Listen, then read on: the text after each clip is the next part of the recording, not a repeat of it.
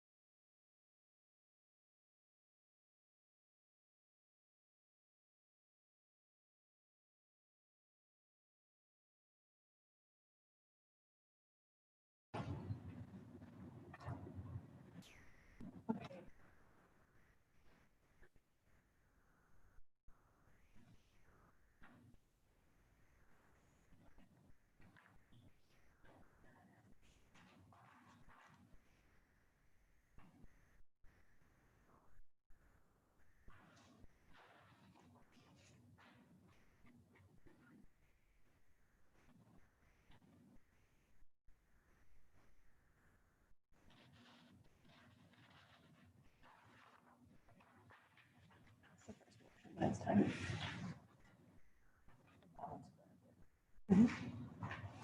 That's what I mean, half from the right and half from the right. Call this meeting to order at 6:30 p.m. And this is our committee of the whole for November 2nd, 2020.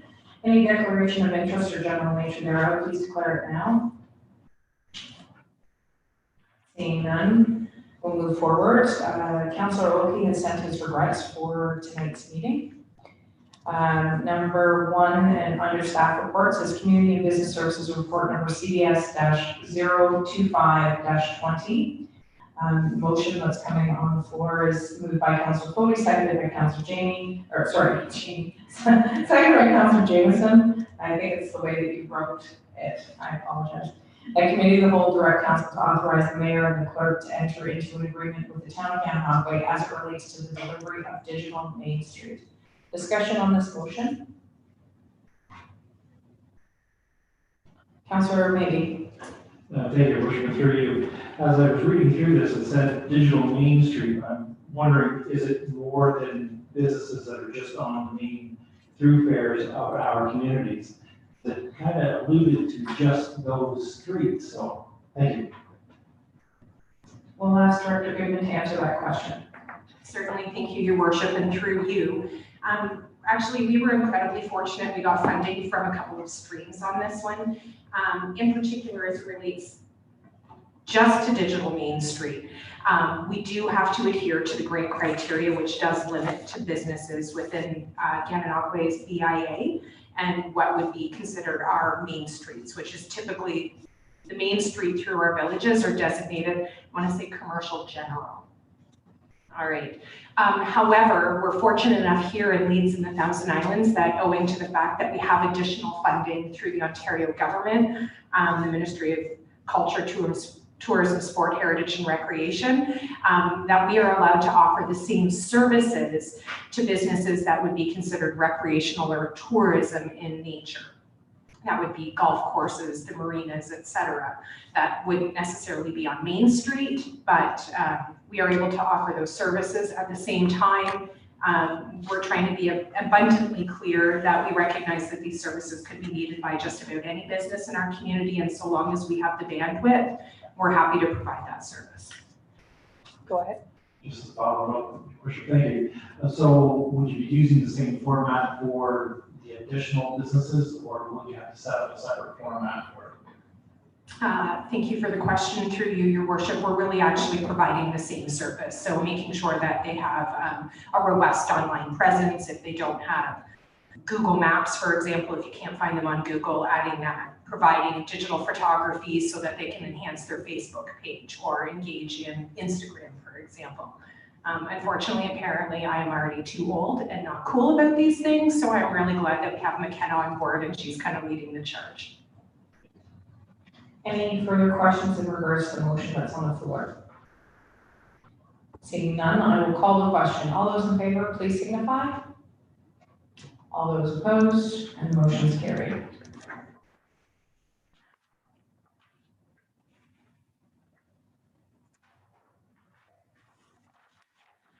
Next, staff report on the docket, Community Business Services Report number CDS-026-20 in regards to the Seeley Bay Community Hall. And the motion is made by Councillor Jameson, seconded by Councillor Fody, that the committee of the whole recommend that council direct staff to complete an emergency repair to the holding tank for the Seeley Bay Community Hall, and that the work be expensed in the operating budget and funded by the property tax levy. Discussion on this motion. Go ahead, Councillor Brown. Thank you. Through you, Worship. Obviously, we have to do something immediately. It's sort of an emergency repair. But going beyond that, looking at the fire services report as an example, and I take it that in previous years this has been brought up about the Seeley Bay Community Hall and further renovations or whatever to upgrade it in serious fashion. So should this be part of a bigger program that we should be discussing now, or should we, because to me, you don't repair a holding tank that's in error, you replace it. It's a serious issue, and if it's going to be serious, then should we also be considering at the same time, and I was reading anywhere from $2 to $6 million to rebuild a new fire hall, yet Elizabeth Town Kilty just published a new one for 1.8. Should we be asking for a report to pull this into something bigger? Thank you. Director, would you like to speak to this?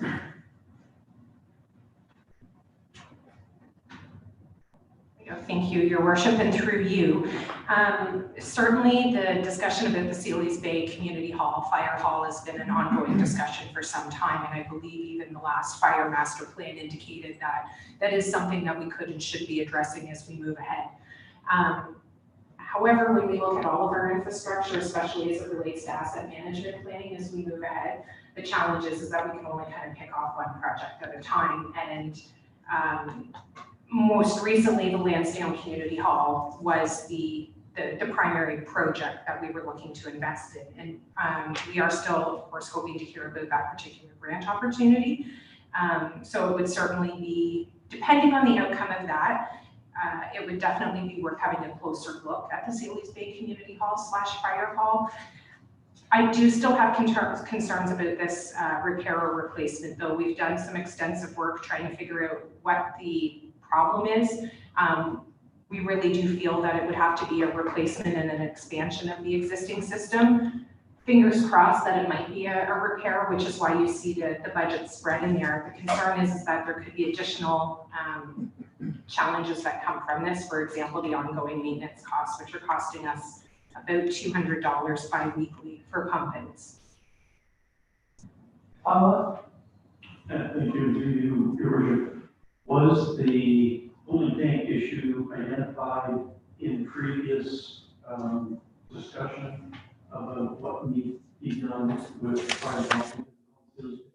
Or is this something that is an emergency? Thank Thank you, Your Worship, and through you. I would say about 3 or 4 years ago, we had a minor issue with the holding tank. We had a backup into the building, but we were able to resolve the issue at that particular time.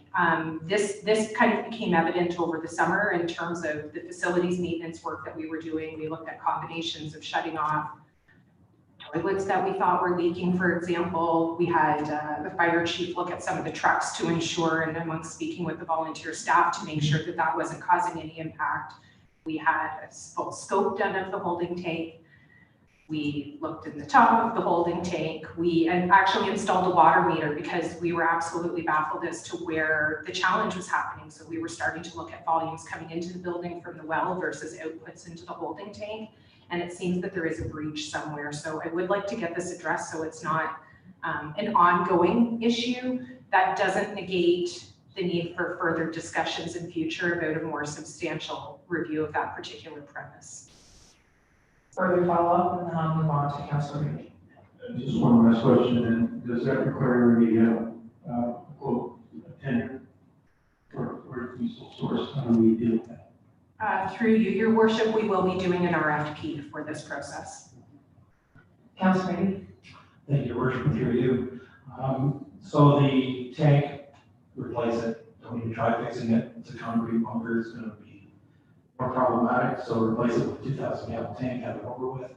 The building is also a property of the township, and it needs to be retained and will be retained until the new fire hall can be built. And with its ongoing use as a hall and other things, the building is very viable for this continued emergency work, and it should be.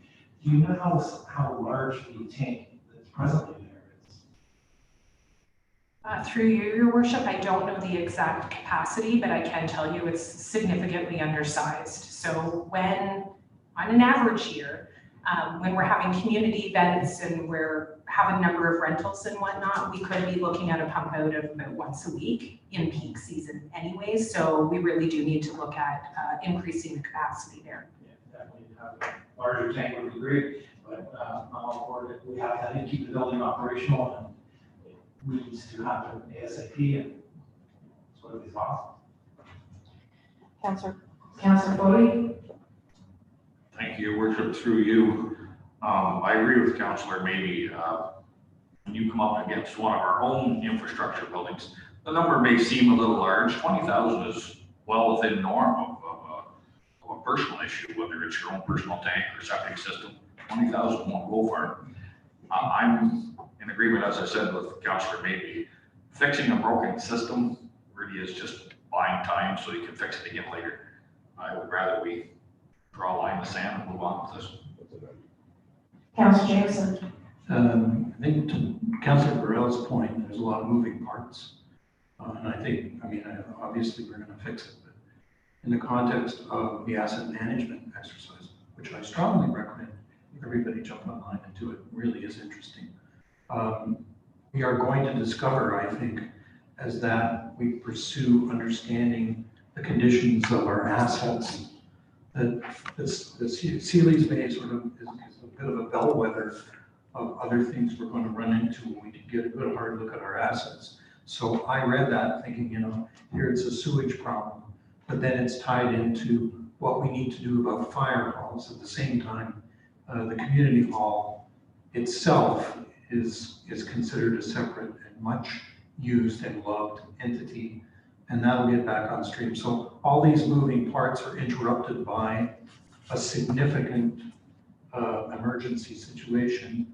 And unfortunately, I think by getting into the asset management, we'll be able to anticipate to get to some of these things ahead of them, but also recognizing that it's going to be very difficult down the road to manage assets that are definitely in a failed situation while we're trying to implement an asset management plan that tries to bring some schedule to this. So I hope we don't lose faith in the need to keep the Seeley's Bay Community Hall going, even if we have to move the fire hall around the corner, down the street, or whatever. Thank you. Deputy Mayor.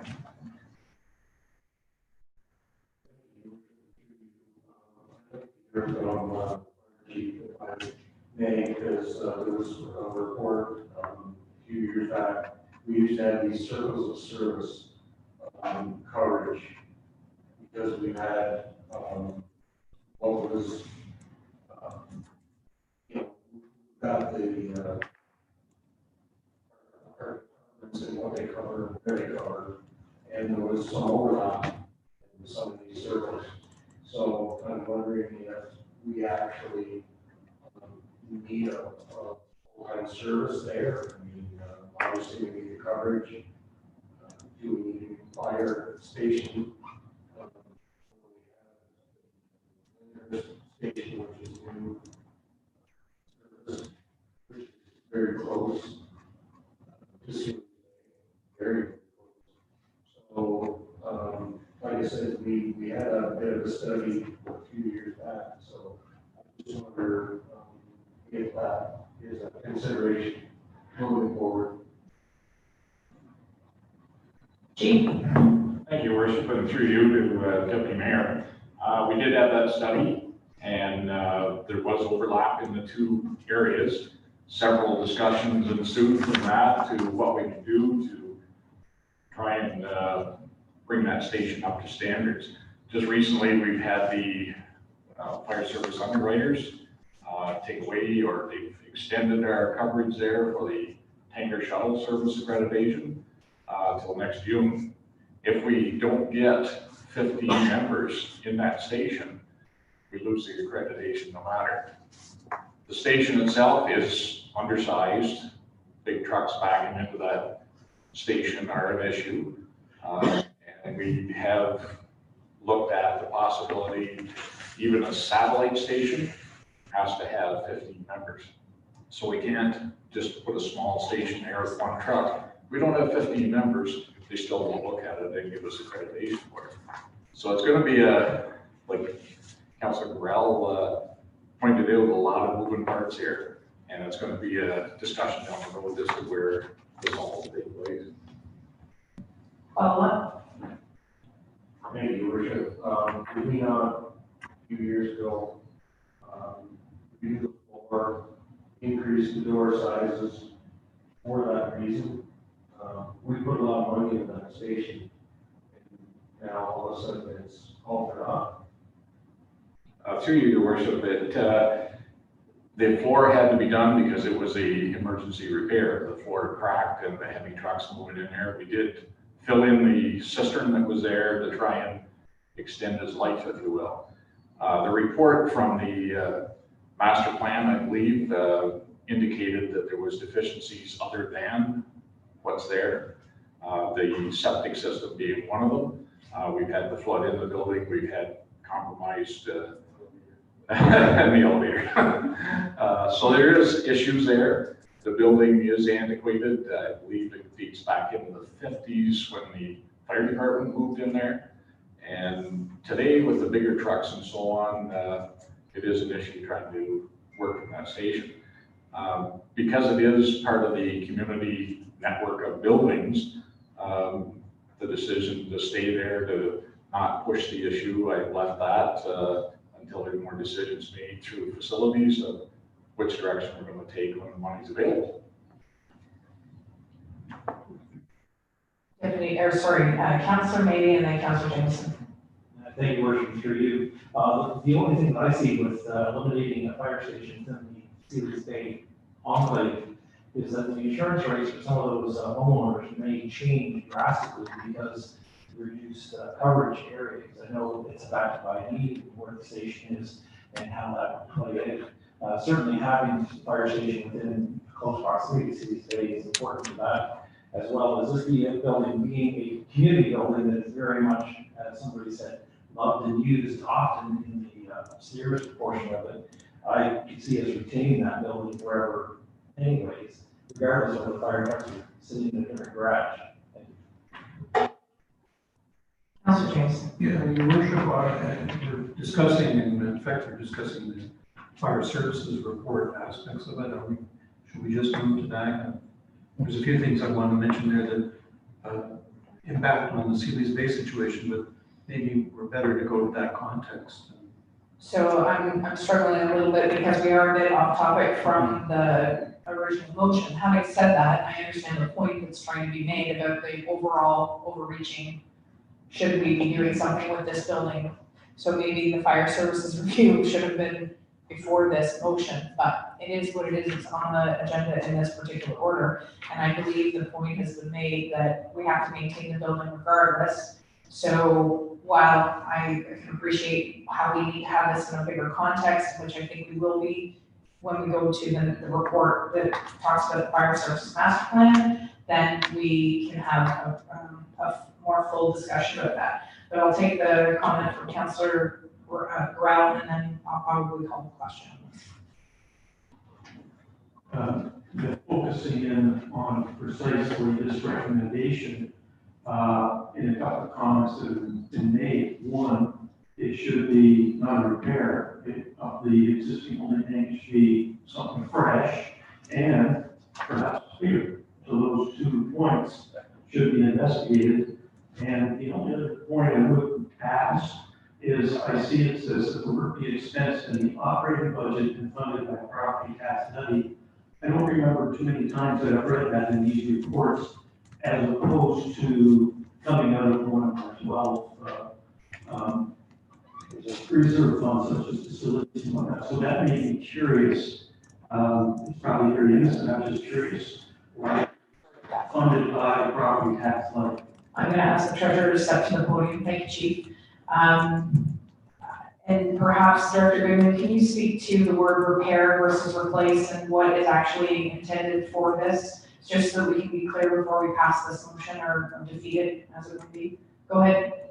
Through your worship, so it depends on the actual extent of the repairs or replacement or whatever the cost ends up being. But right now, because we've been so diligent in our spending this year, there's capacity, I think, within the operating budget, and because there's a lot of strain going to be on the reserve funds, I'm proposing to fund it from operating from the tax levy, and then at year end, if we were to get in a state, like in a position where that's not doable, I would come back then and ask for different funding choice. Thank you.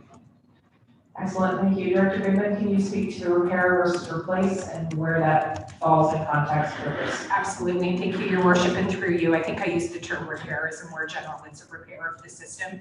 But unless there's like a little pinprick that is an easy patch and we're good to go, I really do think it will be a replacement, and we do intend to actually either increase the capacity or to do a bit of a piggyback system. Either way, it'll be a budget management sort of exercise, but we want to increase the capacity and have a solid fix until we determine whatever those next steps might be. So the anticipation is that it could be a full replacement, and that's the budgeted amount that's been put forward to council.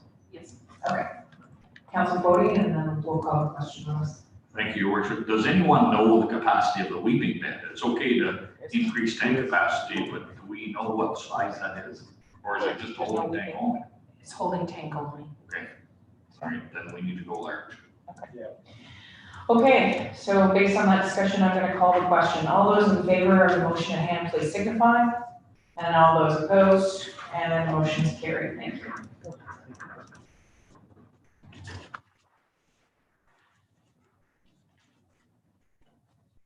And the next staff report is Community and Business Services Report number CS-027-20. And the motion is moved by Councillor Foley and seconded by Councillor Jameson. The committee of the whole recommend that council provide notice as it relates to the Lou Jeffries Recreation Center, and that committee of the whole recommend that council direct staff to begin negotiations with the town of Gananoque to establish a new agreement. Discussion on this motion, please. Councillor Foley? Thank you, Your Worship. Through you, perhaps the Deputy Mayor might be able to shed some light on this. On page 2, under the capital cost that the previous council had initiated on this agreement, from year 2018 at 21,992, it jumps to 44,907 just 3 years later. It was, do you recall any discussion that brought these numbers so high so fast? The director has, do you want to? I'm not trying to put you in a spotlight position here. It just seems glaring when you read this report that any council would agree to numbers that would increase at this rate.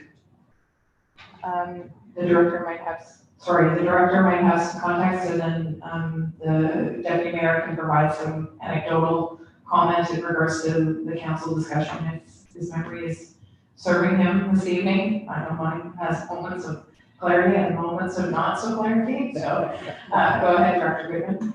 Certainly, thank you, your worship, and through you. You can see attached to the agreement that was passed by council in 2018 that they had a projected 4-year budget. In doing so, they actually ran out their projected capital costs. And so you can see that over the duration of the agreement, 2018 to 2021, they were addressing structural maintenance, Zambonis, score clock. But this coming up for 2021 in particular is a structural thing. And then of course, they've also built in the contingency. So we are paying 50% of that projected cost as per the agreement. Deputy Mayor, did you want to? You bet I do.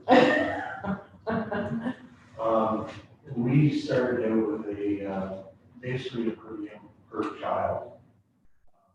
To help them play hockey in town. And then I think it was through Dennis Aerosmith that, they said, let's come to an agreement where we don't have to do that. We'll just take the number of children that are registered and we'll pay half of their fee. And then they said, the town came to us and said, we've got more than 50% of the users. So these 1,000 households pay 50% of the operating, which, okay, again, we're operating versus capital. That went through, and then all of a sudden they came to us and wanted a percentage of cap. As was mentioned, clocks, dressing room, remodeling, all that kind of stuff. And my argument always was, they never asked us if we wanted to join them to build the building in the first place. I think they were just very fortunate that there were kids from the township that went there and paid their fees to play. So I don't agree with any of this. I never agreed with our previous mayor going down this route, because that's where it grew. And it should never happen. We don't only ask that. And I'm very surprised that with the asset management plan, that we're even allowed to do it. It's not our building. Well, I just want to make an anecdotal comment that I appreciate the fact that staff are diligent on this and given the notice, and that's the whole purpose of the motion at hand today, is to basically end or terminate our agreement to renegotiate, if that's what we choose to do, to go forward. Because the agreement in the past is in the past, and that we need to renegotiate based on the information that we require in order to make good, sound decisions around the council table. So, very point well taken, and they are aware. I believe they were given a heads up, so this is not a surprise to anybody in Gananoque on town council, or at least in the staffing department. And after whatever the result of the vote is this evening, they will be made known publicly. So, and then we start the process in earnest all over again. Councillor Colby? Just to follow up, your worship, through you, that was the whole gist of my comment in the first place. And Deputy Mayor brought this to full light here now. We should not be spending money on capital cost outside our own jurisdiction. I like the Deputy Mayor's point. We could find ourselves that we're illegal to do so. And, but nonetheless, I mean, to spend taxpayers' money on capital projects outside our jurisdiction, I can come up with a wish list at my house if we're that, flush with cash. Any further comments in regards to the motion that's on the floor? Councillor Meady? Thank you, Worship, through you. A couple of my questions are how many people are there, and it's 49% from the township. But I did notice that the Gananoque Skating Club, which has members from the township, weren't listed in that list. So I was kind of wondering whether they are actually in the list or not. So kind of curious there. And that the recreation center is an important part of our community. I don't think any of us could say that we don't know somebody who's been using that facility for a number of years, our own families or grandchildren, or what, even ourselves in the past. So it is an important part of our community, and to keep it close at hand and keep it on our docket, I think is important. Having said that, the asset management side of it needs to be looked at, maybe some sort of legal opinion brought forward because of the changes of the provincial government and how they manage things and their asset management criteria. Maybe there is some differences there, but I wholeheartedly agree that we need to maintain this agreement with the town of Gananoque. Thank you. Deputy Mayor?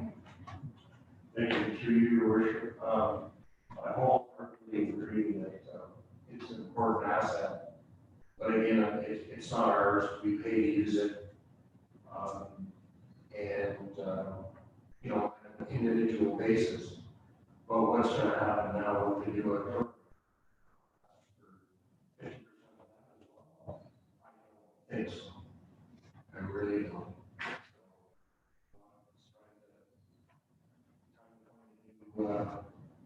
New system.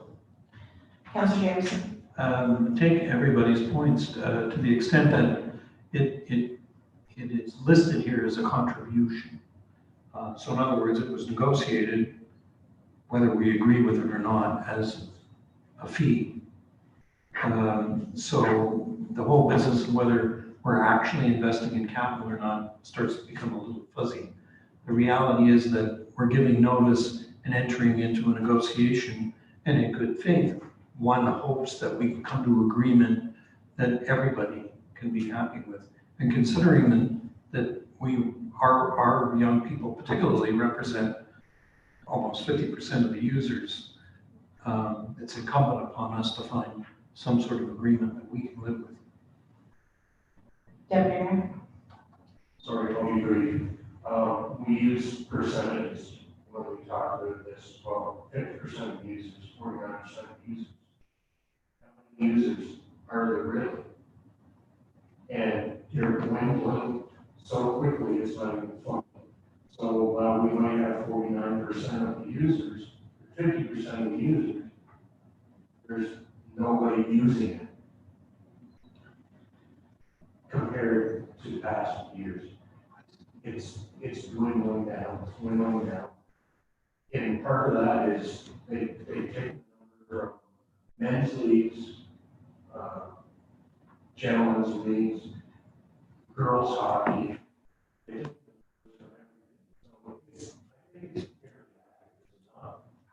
Through you, your worship, yes, it is now. I'm not sure that the figure skaters are included in that total number, but these stats are always provided by the town of Gananoque to me, so I can ask about the figure skating, but it is broader than just children's programming, as you infer.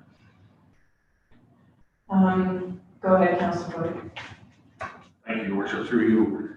It's a little diversion here from this topic, but our swimming program in the summer, are there residents or students or are children from Gananoque in that program?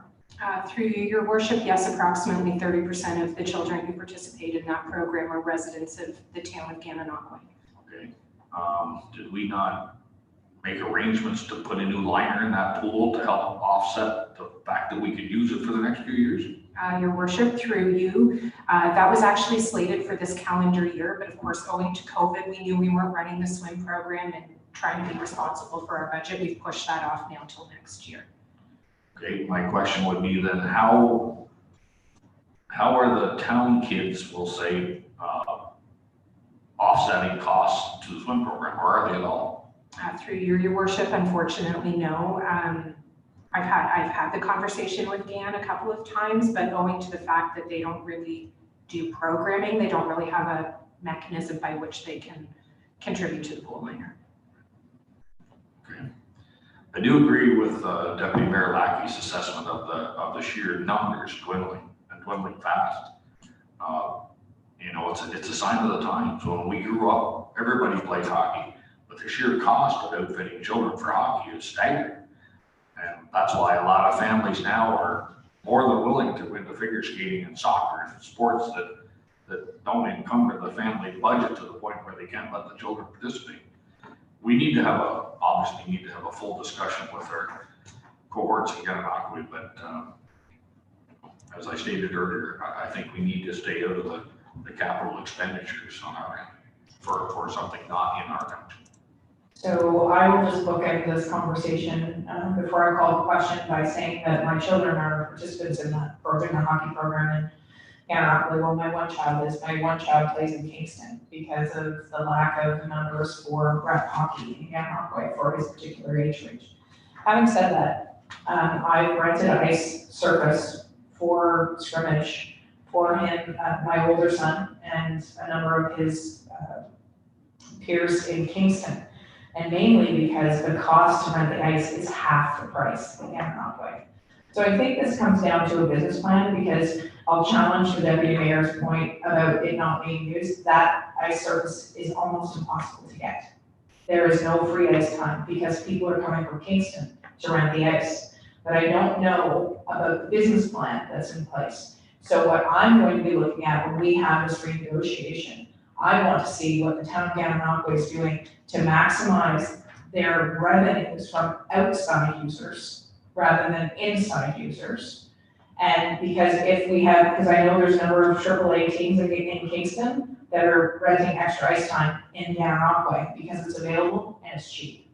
So when we're talking about capital cost expenditures, I think it's right on the money that we need to be very hesitant and very prudent about what it is we contribute to.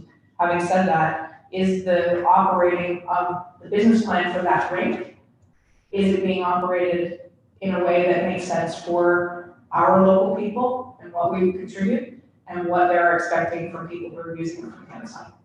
So go ahead, Deputy Mayor. Just 1 second. Everybody wants prime time ice.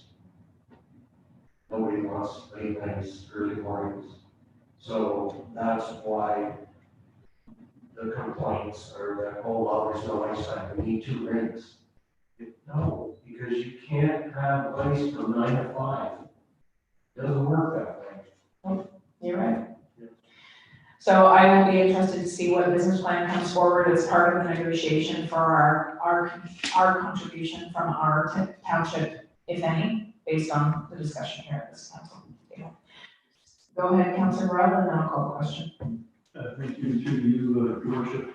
So the recommendation that we provide notice and recommend council and staff begin negotiations, but have we given staff any direction as to how we want to proceed with that negotiation? Or do we just repeat the errors that have previous years? I mean, are we saying tonight definitively that no, we're not interested in capital arrangement, or is it wide open? I don't quite understand where we're going in terms of direction to staff. Thank you. Go ahead, Director Goodman.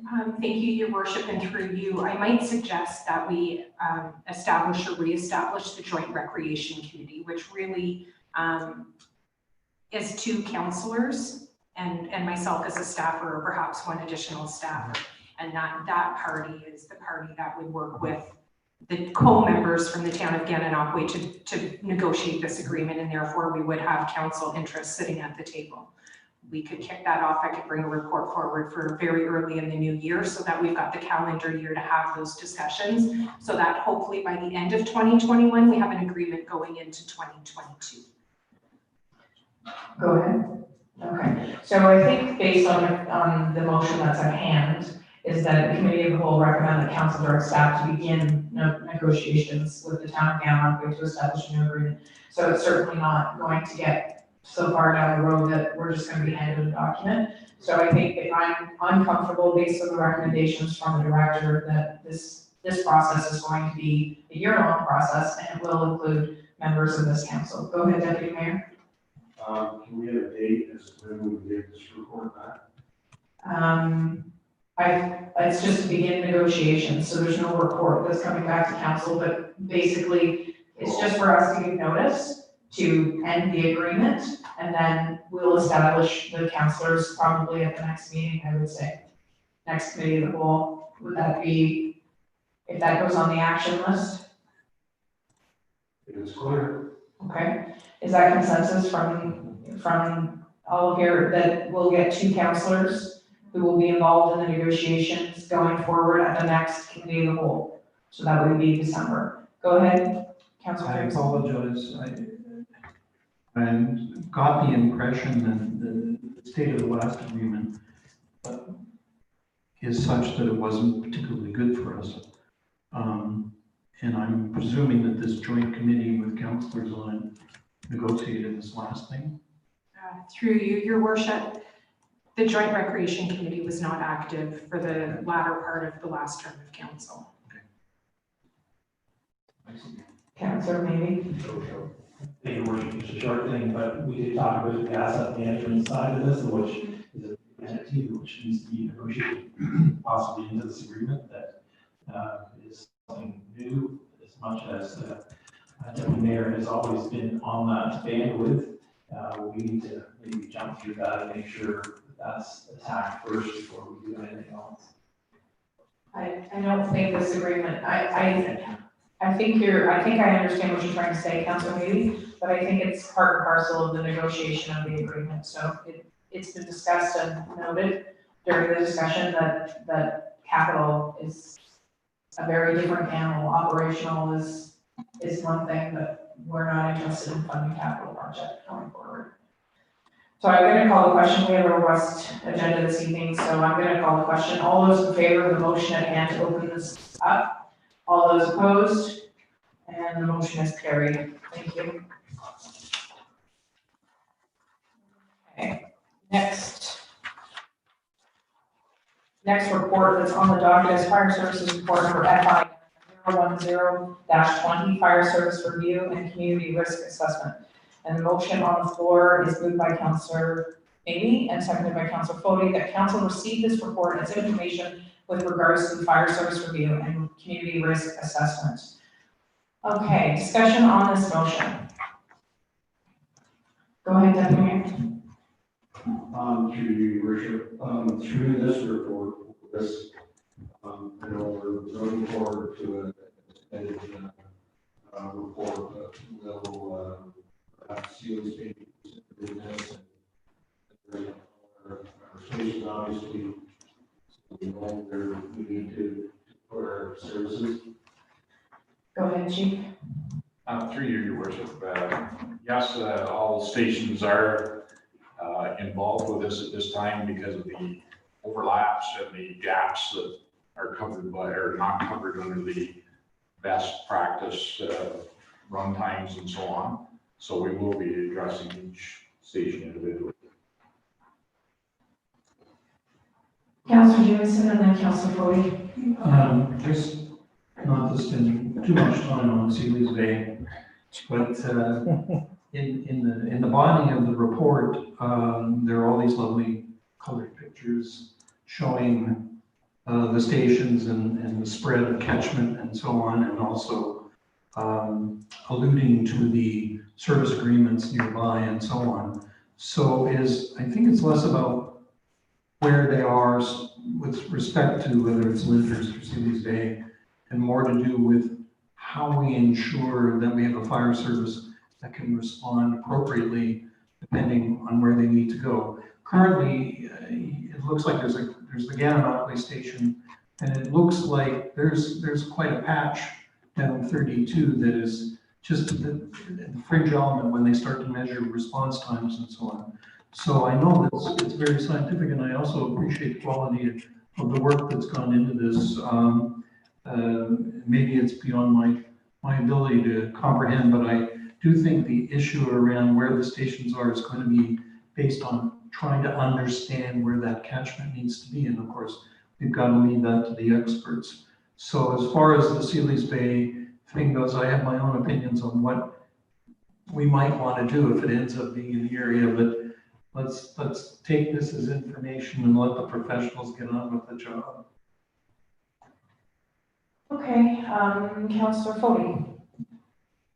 Thank you, Your Worship, through you to our fire chief.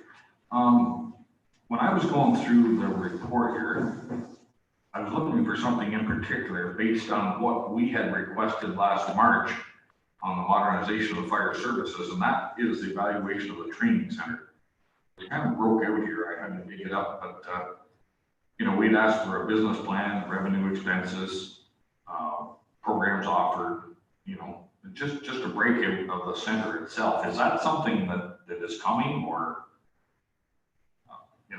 I know we had asked for this last March, and so I frankly was looking for it prior to budget. I didn't see it, that's all.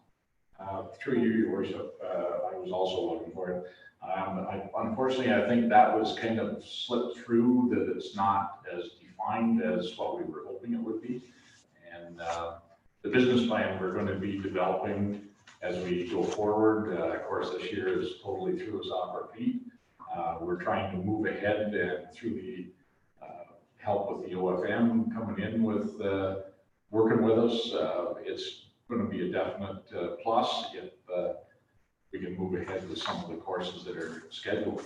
The OFM has given us the go-ahead that we can open the RTC and begin classes under protocols, of course, and to a certain extent, but they're kind of openly stating that things are going to be downsized from what they have been in the past. Okay, thank you, Chief. Just to follow up then, where I was coming from, we're coming into budget very shortly here, and quite frankly, it might be ugly based on some of the parameters we know we have to deal with. The more clarity we could have, the better judgment we'll make. I'm just wondering if there's numbers available to kind of substantiate, what it is the training center is offering as far as revenue and expenses, and what are we charging some of these men and women that are coming, and how does that equate, on a forecasted basis? That's all. Thank you. Chief? Through your worship, it is a projection is the best we can do. We have no idea of numbers that are going to apply for courses.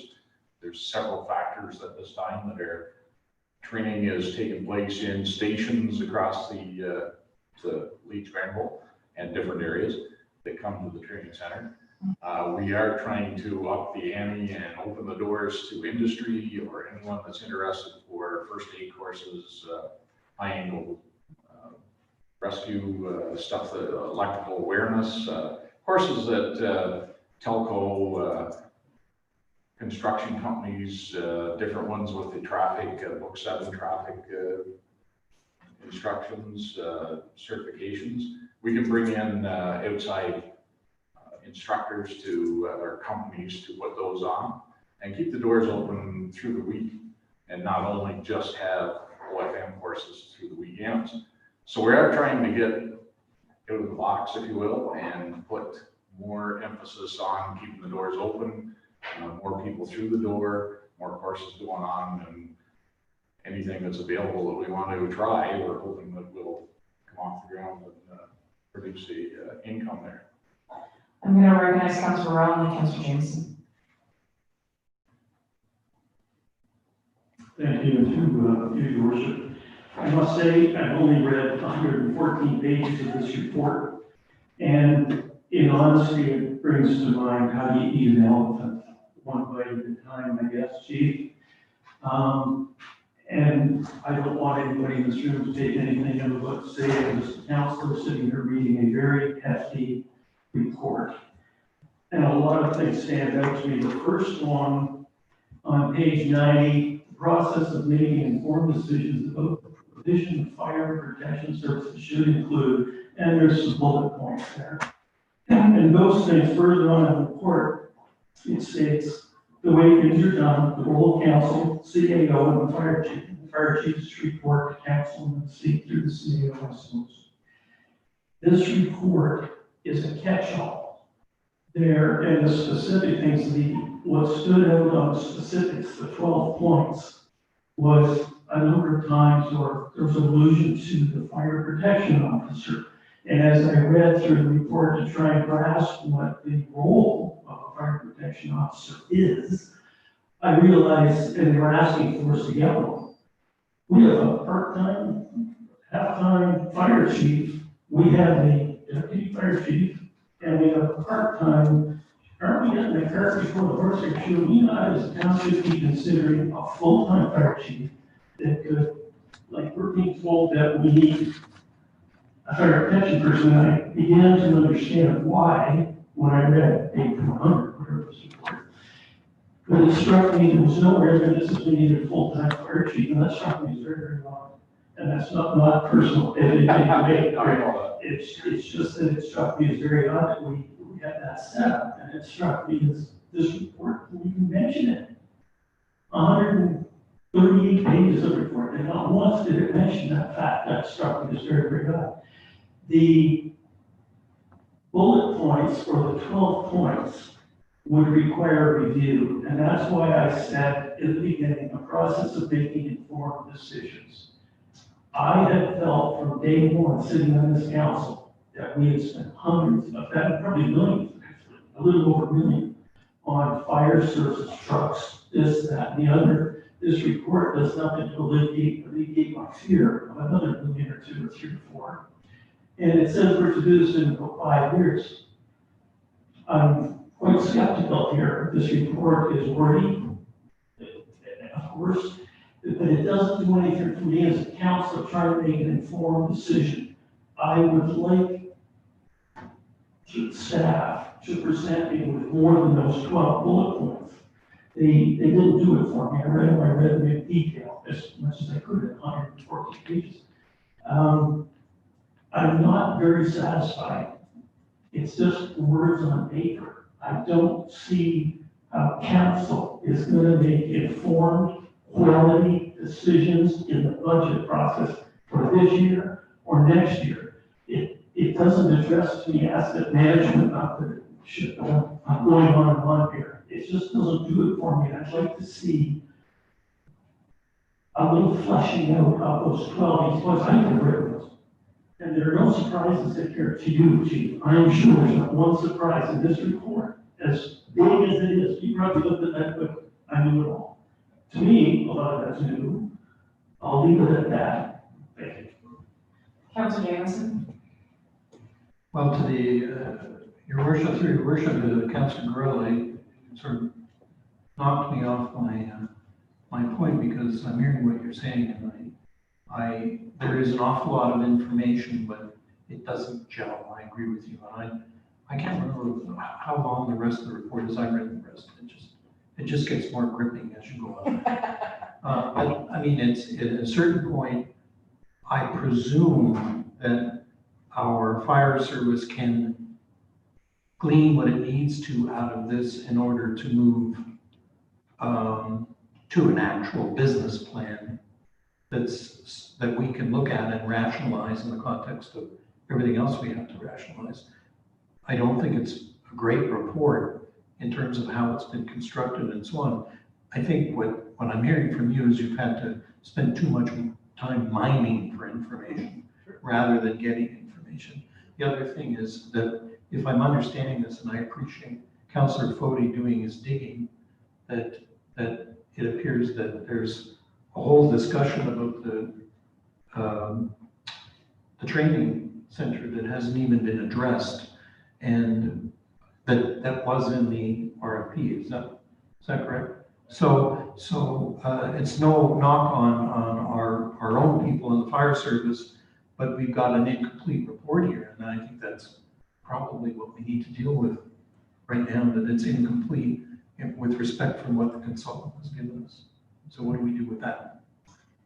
So I guess the options for that would be to table the motion and ask for further information, and then ask for that to be added to the complete report, and then based on Councillor Burrell's points, take that back and maybe perhaps make it a bit more clear about what the expectations of the fire master plan should be. I read it too. It is a lot of information, so maybe, no offense to anybody sitting around this table, but maybe we need to dumb it down for us. And I say that about myself. I'm not taking a shot at anybody, but I too share the concerns that Councillor Foley and Councillor Jameson has just brought up, that the plan was very comprehensive, but it didn't really address the whole, the training center, in that I know that we've talked about a business plan. I know that it's hard because of COVID, but I think that we have to set some hopes and goals and dreams for it, whether it be, 10 programs that are gonna just deal with firefighters, our local firefighters as well as other firefighters, and then maybe we're gonna try 3 other courses that address the needs in the commercial entity or what have you, and how that's going to look, because I believe I was looking up the RFP today, and it talks about marketing, it talks about what you're doing, what the revenues and expenses are, and I know that we're getting a little ahead of ourselves because budget isn't until December 1st, but having that information, I think it frames what we're talking about at the budget time. So I think it's very important information that we have to make an informed decision. But I'll recognize Councillor Deputy Mayor, and then back to Councillor Foley, and then Councillor Mayor. Thank you, Worship, and through you. To the fire chief, if we just didn't do any training, we don't call, the only reason we call it a fire training facility was so that we could get a grant that we got. So if we cease to call it a fire training facility, it still remains a fire station, and it still remains a garage, a half of it for public works. So what would be our savings? So we're gonna turn off the propane, and whatever we bought, the dragger, all sit there and rot away. So, I mean, first and foremost, to me, that's fire station that we need. And it's a public works, extended garage where we can put material for the winter and we have some equipment. So I don't understand what the focus is on fire training. So can you shed some light? I mean, we just decided we're not using it, we're not calling it fire training facility. Through you, Your Worship, the fact remains that there's still a mortgage on that property that was taken out when it was built. So if it just shut down and we closed the doors and, like you say, everything just deteriorated, we still have to pay that mortgage. If the doors are open and we can try and mitigate some of those costs, which we're trying to do, and come up with different ideas and different avenues to try and bring revenue in, it does help to offset some of those costs. Shutting the doors, it's not going to be a savings really. We're still, as you say, going to have a fire station. We're going to have a training ground there where we wouldn't run the trucks around. And if the unit works, it works. If it doesn't, we can use the box for other purposes, training in live fire. But that's the whole problem is down the road. I think it's almost a $50,000 payment each year on that facility from the original installation. And it's ongoing for 20 years from 2010 or 28, somewhere in there. But closing the doors isn't going to affect the training of firefighters so much, but it will affect the fact that we can't bring in any revenue then. And we do have other departments that are interested in coming there. So they do want to rent the facility from us. So I'll recognize, it's Councillor Foley, then Councillor Meady. Thank you, Your Worship, through you to the fire chief. I, for one, don't want to give any inclination that I'm interested in closing the training center. All I'm referring to is, as Councillor Barella mentioned and Councillor Jameson, if we're going into a budget, it's all about numbers. I have little number to work with here. I like the idea that the mayor had mentioned herself about tabling this. You said we don't go into budget till December. Nice to say that, but this is November the 2nd. We're less than a month away. I don't know how much time the fire services needs to get us the numbers we need to go into budget on December the 1st, but perhaps tabling it is the best motion right now in my mind. So if you're making that motion to table the fire service review until such time we can have an evaluation and a business plan included, CAO, sorry, before you go any further? Thank you, Your Worship. Through you, just a thought occurred to me. We received provincial funding for the report.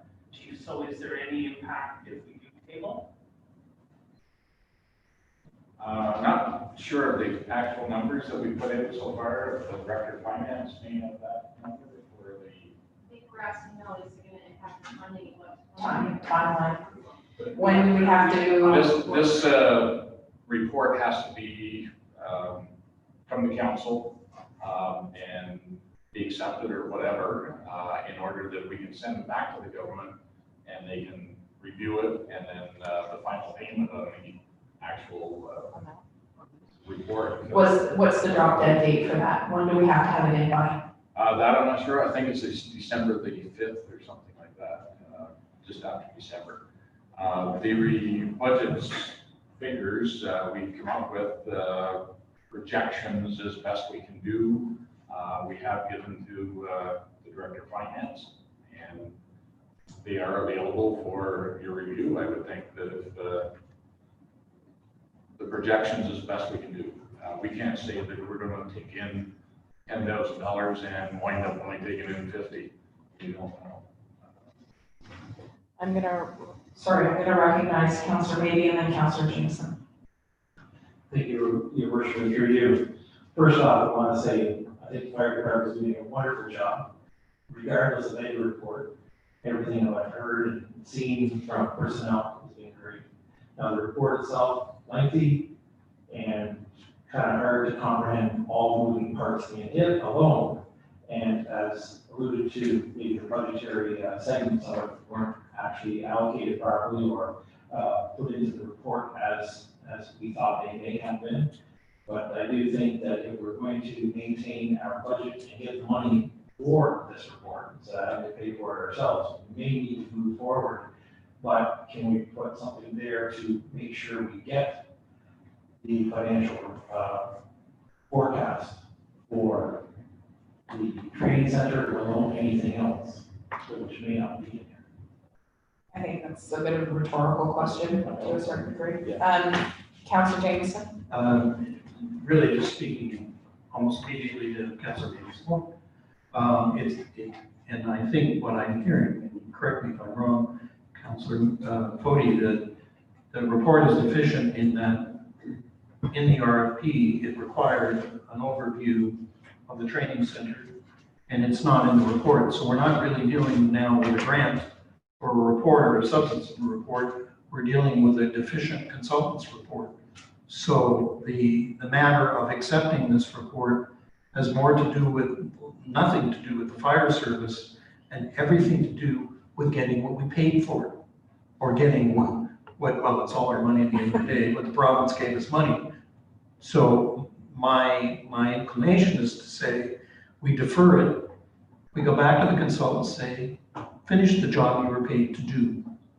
And in terms of the mechanics of dealing with grants and deadlines with provinces, there's almost always wiggle room in these things. But I think the important thing is to have the consultants actually do the job that they were contracted to do, if I'm hearing correctly on that. Thank you. So just to go to the calendar, December 5th is a Saturday, so it's likely not due on a Saturday.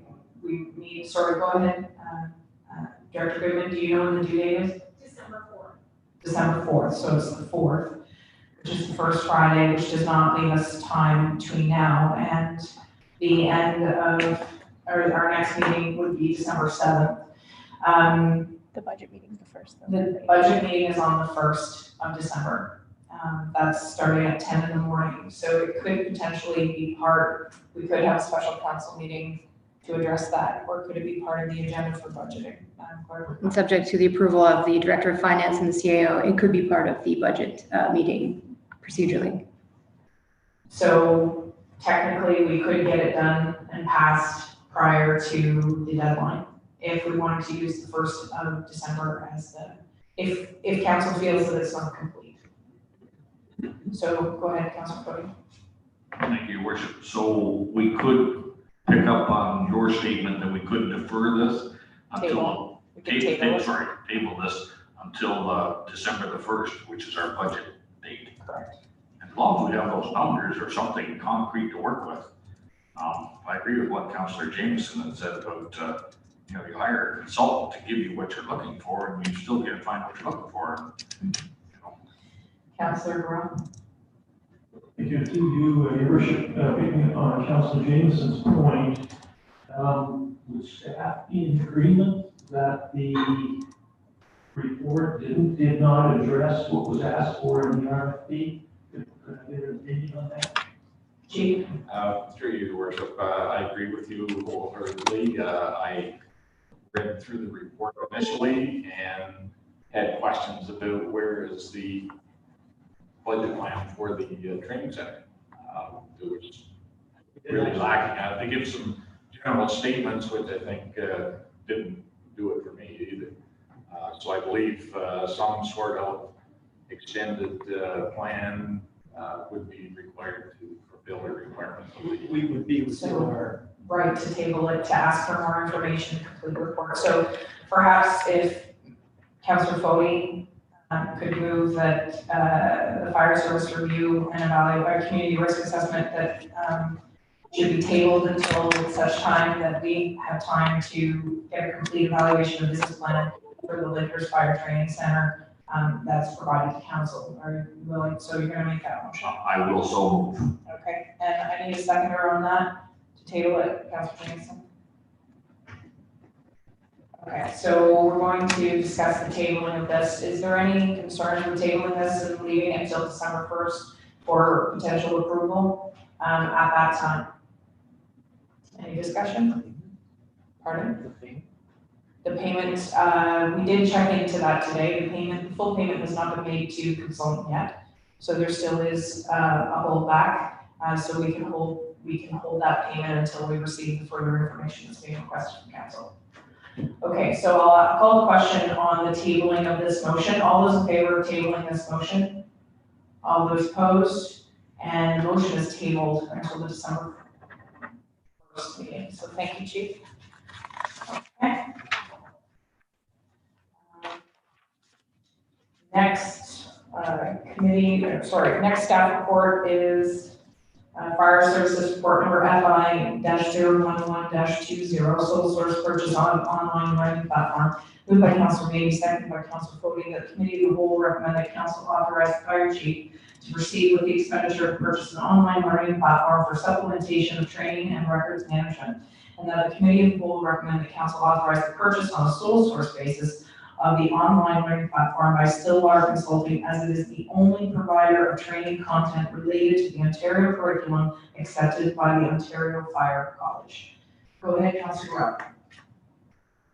I have no objection to this whatsoever, as long as I would be assured that it fits precisely with what is being asked in that fire services review. And I'm assuming that's what's on the agenda. Does it fit? Are we confident that it addresses Ontario Regulation 378/18 and so on and so on and so on? Chief? Through you, Your Worship, yes, it does, Councilor Correll. We checked into several different platforms from Target Solutions. There was two others that believed on the states. They all came from the United States. They covered the NFPA standard, which is North American. However, the OFM will not recognize anyone but Stillwater. And their certification and qualification of firefighters taking the training through the online portal are the only one, Stillwater is the only one that will be recognized. Further discussion on the motion? Councilor Maybe and then Councilor Foley. Thank you, Worship, through you. Did this particular company actually write the requirements for the province of Ontario, since they're the only ones who seem to know it and are certified in it? That would be one of my big questions. Not that that's really a big problem, but again, it's something that I find. The other thing is, at the very end, with the approval from your members, I noticed that the deputy chief did not, or has not approved it as of yet. Just wondering if there was a reason for that. Thanks. Through your worship, we just got the program up and running, and I believe it was just myself and the CAO to move it on. The Stillwater group, they were based in Prince Edward County is where they originated. From there, they're Ontario-based personnel, fire personnel from Ontario, who developed the programs and online portal, and they have developed all the online e-learning for UFM. So they're definitely tied together, and they are accepted as recognized as the Ontario-based e-learning platform. Councilor Footy. Thank you, Your Worship, to our fire chief through you. Through you, Your Worship, to our fire chief. These numbers presented to us, they're steadfast, they're... At this time, that was the quote that we received, and it's waiting approval to move ahead. Great, thank you. Thank you. Any further questions in regards to the motion that's on the floor? Seeing none, I'll call the question. All those in favor of the motion? All those opposed? And motion carries. Okay. Next staff report is operations report number OPR-016-20 tender results for supply and mixing of winter sand. I need a mover and a seconder for this motion to discuss it. Councilor Maybe and then Councilor Footy. That operations report OPR-016-20 be received and the council award tender OPS-2020-016 for the supply and mixing of winter sand to Sweet Sand and Gravel, division of G Tackberry and Sons Construction Company Limited. Discussion on the motion. Go ahead. Thank you, Your Worship. Just one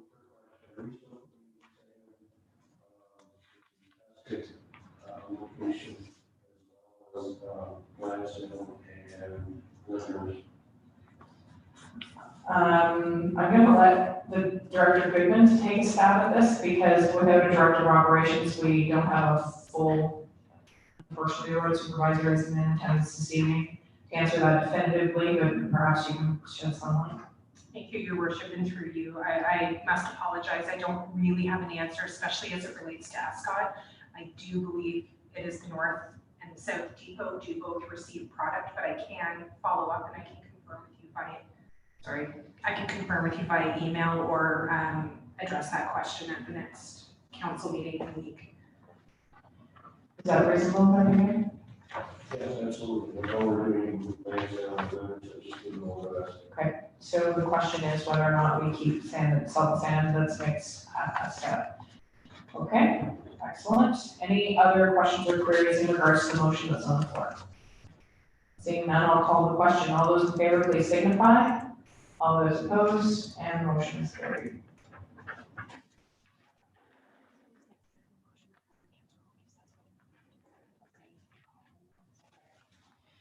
So the next staff report that's coming forward is planning report number PL-037-20 St. Lawrence Corridor Economic Development Corporation membership. And I need a mover and a seconder for this motion in order to put it on the table. Got Deputy Mayor Jameson. Okay. So moved by Deputy Mayor Lackey, seconded by Councilor Jameson, that whereas on November 12th, 2019, Township Council passed a motion continue membership in the St. Lawrence Corridor Economic Development Commission, SLC EDC, for a period of 1 year subject to the following conditions. A, that staff be included in SLC EDC meetings with the mayor, including closed session meetings to provide technical support, and that B, the SLC EDC provides semi-annual financial activity reports to TLTI to provide an accounting of how public funds are being spent. And whereas the Economic Development Committee, EDC, has formed a working group to review the activity and performance of the SLC EDC to provide a recommendation to council regarding extending the term of membership. And whereas the existing membership agreement requires 1 year written notice to terminate involvement with the SLC EDC, And whereas the EDC has met with the SLC EDC representatives and reviewed the existing membership agreement with the SLC EDC and has concerns with the structure and the terms of the agreement, governance structure, and mandate of the SLC EDC, it is recommended that, one, council provide 1 year written notice to terminate involvement with the SLC EDC, and two, that the mayor and business industrial representative on the board of SLC EDC continue to work with the corridor board within the 1 year period to update the existing membership agreement to include details regarding, one, governance structure of SLC EDC, two, cost of membership, three, expansion of the mandate of the corridor, 4, performance metrics, and 5, the notification period for exit. And 3, that the EDC through their working group continue to work with Township Business Industrial Representative and Mayor to advance work on an updated membership agreement and recommendation regarding the continuation of membership in the SLC EDC for council review and consideration prior to the expiry of the 1 year term of notice. I apologize for the length of this, but it was very important to our Economic Development Committee that all these points be laid out so that we can have robust discussion. Perhaps Councillor Fody, do you want to give any context before we take questions from the other councillors? Thank you, Your Worship. Representing council on the EDC, this committee has, as stated, developed a working group to maybe further investigate just where this was going with regards to SLC EDC. It's kind of further to what our own council had requested a year ago when we debated whether we were going to stay in or opt out with having to give 1 year's notice. It is the feeling of our local EDC committee that we stay in, providing these points aforementioned are met. I don't think there's anything, as lengthy as this may be and as not cumbersome, it's well worded. I think it's just clarity is what it really is. Your Worship, you literally sit at those meetings, and we have a representative from the EDC who sits at these meetings as well. I think the feedback we're getting from both Your Worship and our member at those meetings, who is Bo Lassie, by the way, the feeling is that we're heading in the right direction. And we being the committee wants to make it clear that we expect it to remain to do so. If you would like to add more to that. Sure. The only thing that I will add that our appointee, Bo Lassie, without a doubt, best choice we could have made. He has, in 2 meetings at the corridor, sort of held their feet to the fire, if you will. Mr. Passey's background working with Procter & Gamble as a vice president across the world in many different capacities has made him sort of a no-nonsense, bullet point kind of guy. And the interesting piece is that he went to one meeting and then basically came in and said, I think we need to make this a bit more clear and a bit more direct. And the good news was the rest of the committee members all agreed. So now they have their own working group at the SLC EDC, and they're coming back with those new governance terms, all the points that are being made on the last part of the motion: governance structure, cost of membership, expansion of the mandate, performance metrics, and notification period for exit. The agreement itself is pretty loose and not extremely well defined as far as how the commissioner gets paid. There is a salary portion and then a top-up portion based on performance, quote unquote, but there's no real quantifiable way to measure performance. So the working group is really trying to nail down a better way of judging how things are moving along. So with that, I would just say that I'm very confident, for lack of a better term, that we're going to get our way. and because it's very clear here that Bo has respected that table and they all want to make it work. And his whole mantra is that areas that have regional cooperation usually are more successful. His experience in business, in locating plants and making plants run well in certain areas, always do better.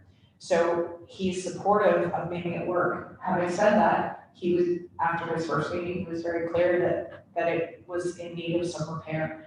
And so he was willing to put his elbow grease in, and he's right in the thick of it. So with that, I'll take any further questions.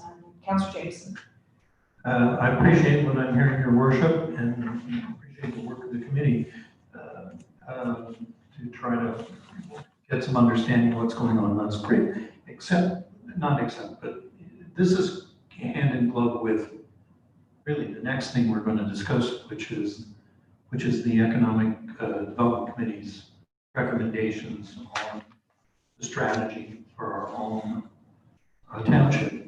And I really thought it was very good, very well thought out, and I appreciate the committee's work on that. But in that context, regardless of whether there's an Economic Development Commission, regardless of whether it's collaborative and partnership based, and I'm a devotee of the concept of partnerships, we have to approach any investment in economic development in light of our own commitment to a strategy for our township. What are the priorities?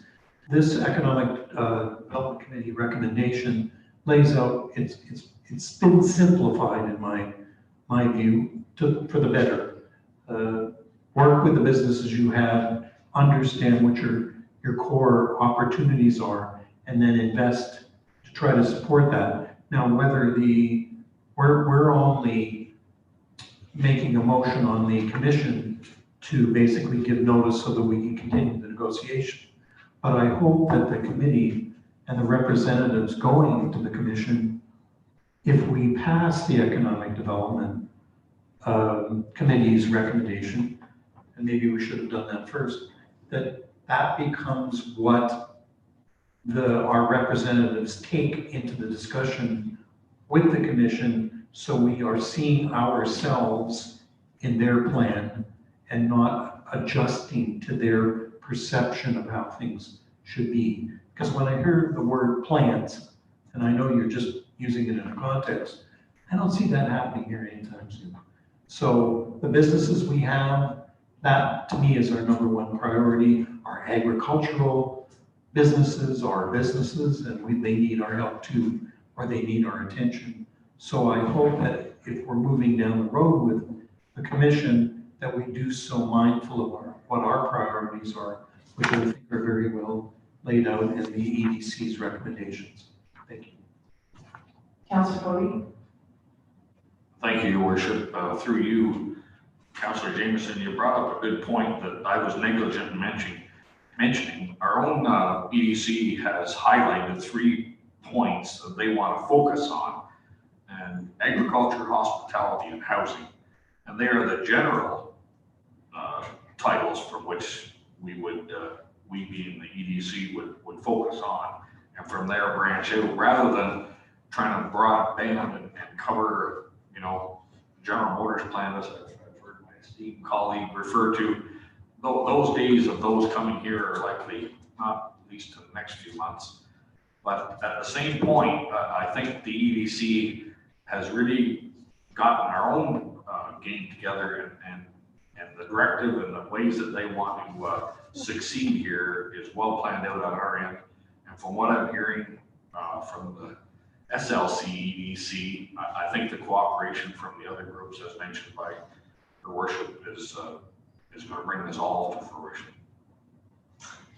Okay, so any further questions or comments about the motion that's on the floor? Madam Planner, did you want to add something? I thought I saw your hand up. Yeah, she does. Just to be very brief, thank you to Your Worship. Well, these items aren't directly in order on the agenda in front of council this evening. I just wanted to provide some clarification that the working group met a number of times over the course of the summer, and these really flowed out of each other. So where the recommendation regarding the membership in the corridor speaks to expansion of the mandate of the corridor. Some of that also flows into the priorities, recognizing that there's some synergies between the two in terms of what the local EPC is going to focus on and the areas that within the existing agreement with the corridor are outside of their mandate. So these are intended to be complementary to one another, recognizing that we as a township, the EDC needs to focus on the strengths of what's within the township and complement the activities that are happening at the corridor. So it was a great discussion, and really these two recommendations flowed out of each other. Thank you. Any further discussion on the motion? Seeing none, I'll call the question. All those in favor of the motion at hand, please signify. All those opposed, and the motion is carried. Okay, so we're coming on 10 to 8. What do we have? Maybe we'll take a brief recess, comfort break, and we'll come back at it at 8 o'clock. So brief recess, come back at 8 o'clock. Thank you.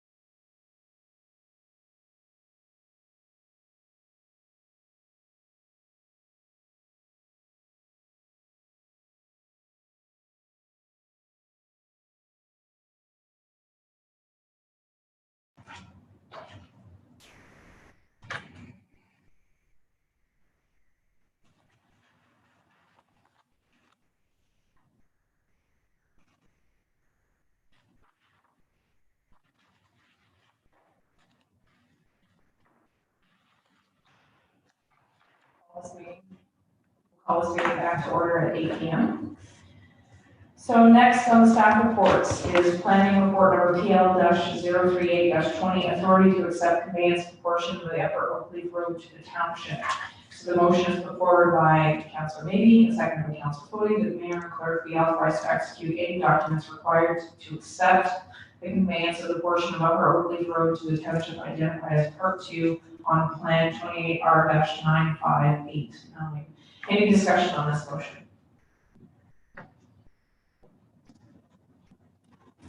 Well, that was pretty simple. I guess maybe I should have waited till after that to do the bathroom break. All those in favor, please signify. All those opposed, and the motion is carried. Thank you.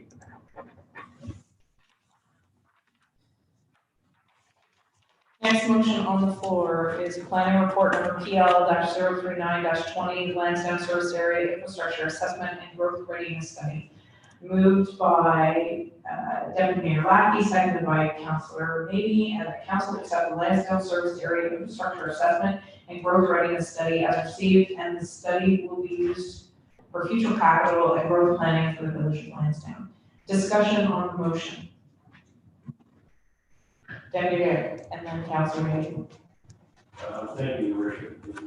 What I took away from this was basically we only have enough growth for another, 600 some people, which will give us 100 some people, so we're contemplating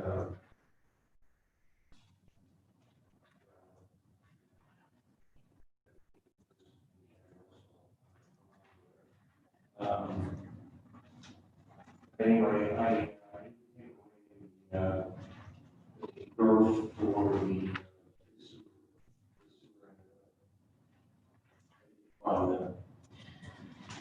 Director of Planning, do you want to speak to that, please? I'll do my best. I'm not an engineer, so I'll do it good. Basically, what the recommendations of the report are indicating that is, even though there's still growth capacity within the system, there's different improvements required as it relates to water, wastewater. So there's the capacity of the lagoons, but there's also improvements required at the pumping station to get the waste to the lagoons, which is a separate type of improvement. So right now, the official plan has approved a settlement boundary area for Lansdowne. And there's a significant area of land within that settlement area boundary that isn't serviced. A portion of it is currently subject to an application for draft plan of subdivision. But there are other opportunities within the Lansdowne settlement area boundary for infill and redevelopment as well. So what this study does is provide us with an understanding of what the restrictions are, where there may be some challenges with the system, where there may be improvements required. It's hard to pin it to an actual number to say, we've got capacity for 300 new units and we just sort of tick the units off, because there are, depending on where the growth occurs, there may or may not be improvements required. So for example, if there was infill development in currently developed area of Lansdowne, it may not need improvements to the pumping station to bring the waste up to get to the lagoons. So depending on the location of the development, there may be different improvements required. Another key recommendation is that there's stormwater management review that should be occurring within Lansdowne as well. Definitely. yeah, that was my second point, was the stormwater. There are stormwater drains, most of which are county roads, intersections. We have some of our own that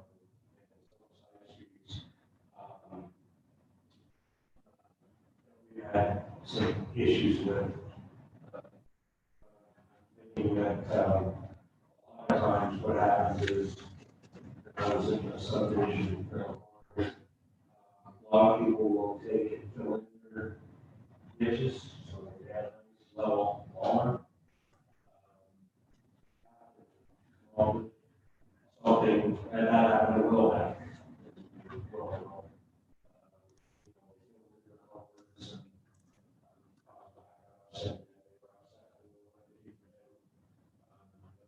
Soil system and maybe Jesse Street right should be on the books.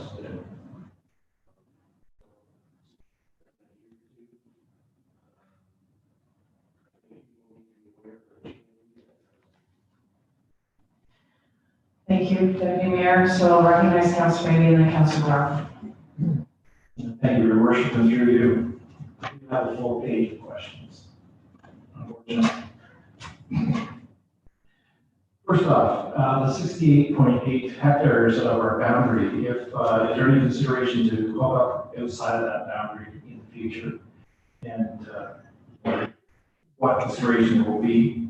Will there be a new stormwater control program, which I think you alluded to already because of our lower end of Lansdowne that has been flooded as early as last year, and a significant amount of water with the help of the fire department to works both to try to empty out that basement. Certainly, that's another thing. And with the stormwater program or entity, it's not part of the wastewater, potable water payment, which the residents pay as a monthly bill. So that stormwater control point and its money to control it or build that system, is that coming out of our municipal coffers, which is a yes, I know that, but I had to put it out there that it's separate from the water bill, basically, the stormwater control. Through your worship, so I'll kind of take those three in order. So with respect to the 68.8 hectares, the boundary of the settlement area for Lansdowne is established in the official plan. If council chooses to modify that boundary, it can be altered somewhat, but no land can be added. So areas can be subtracted and equal areas can be added, but it can't be increased in area. So that would have to occur through an official plan amendment. With respect to new stormwater management program, the report's recommending that the township undertake a comprehensive stormwater management plan for Lansdowne to look at it, which would look at the county system, the township system, and what needs to be done. I would add that as new development comes online within Lansdowne, we'll be requiring stormwater management reports. We'll be looking at pre-development flows, post-development flows, what measures can be put in place to address water on the properties, where they're going. I point out that with the application that's currently in front of the planning department for the larger development at the south end of the village, there are stormwater controls proposed. And as new development comes online, we will absolutely be looking at stormwater controls through that development. Would that new plan also be able to handle the south end of the village that's already flowing toward the tracks and through the track underpass into that area? Would it take that control? Through your worship, that's a very technical engineering design question that I'm not able to answer. However, I can say that we couldn't obligate that developer to build a control structure that wouldn't be able to accommodate additional flows, but there would have to be a municipal contribution to that type of development. Yes. I do have more questions, but if I would, the life expectancy of the existing pipe that is put in the ground presently, it's roughly 30-ish years old.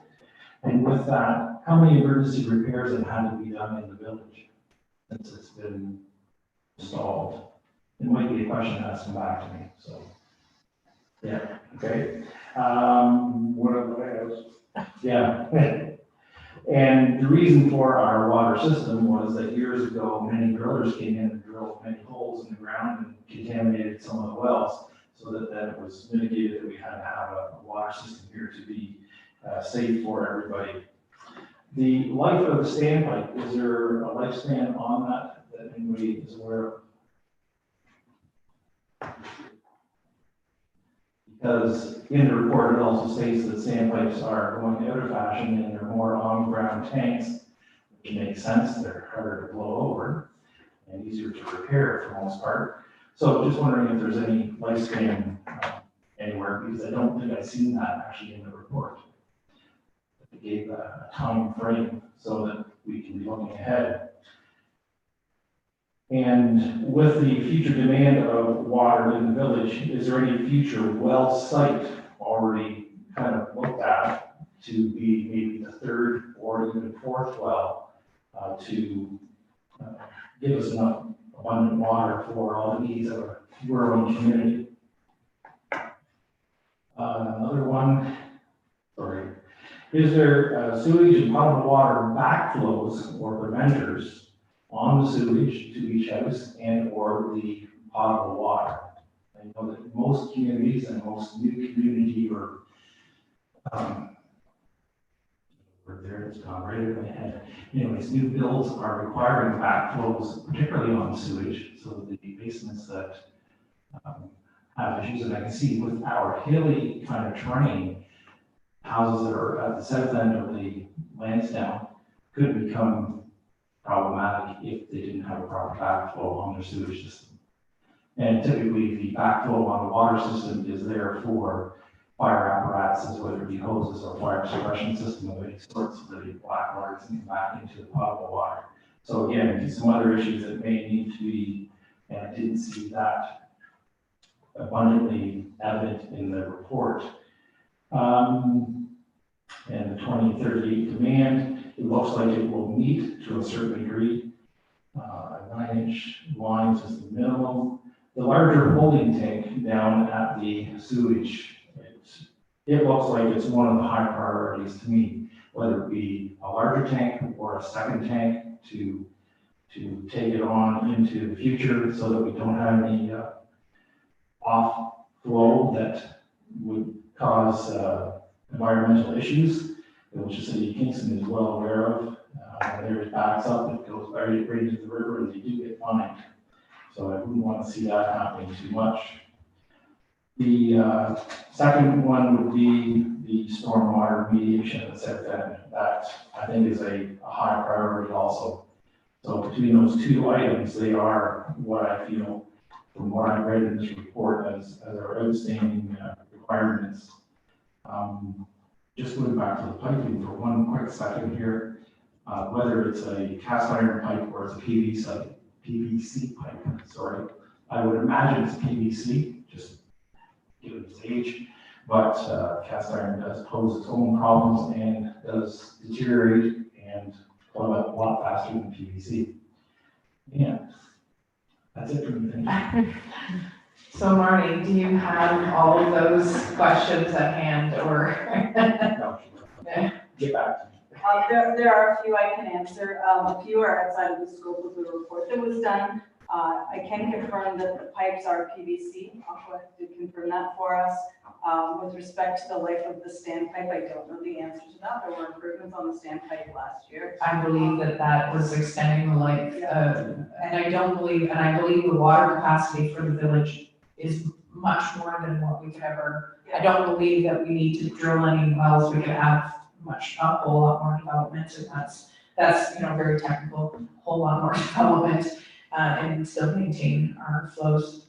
Well, the study indicated that, so there are no sites that have been identified for a future well, and that's not within the scope of this study anyway. The life of the standpipe, as I indicated, I don't know the answer to that, but there were improvements done last year, so that would have been extended.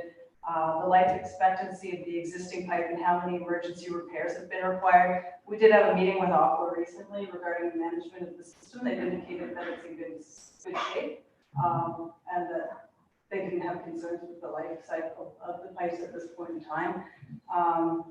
In terms of backflow preventers, that's a building code issue, so that would be something that the building inspectors would look at on new builds. Whether it's required, you are correct that most new construction, new residential construction does have backflow preventers installed in the house.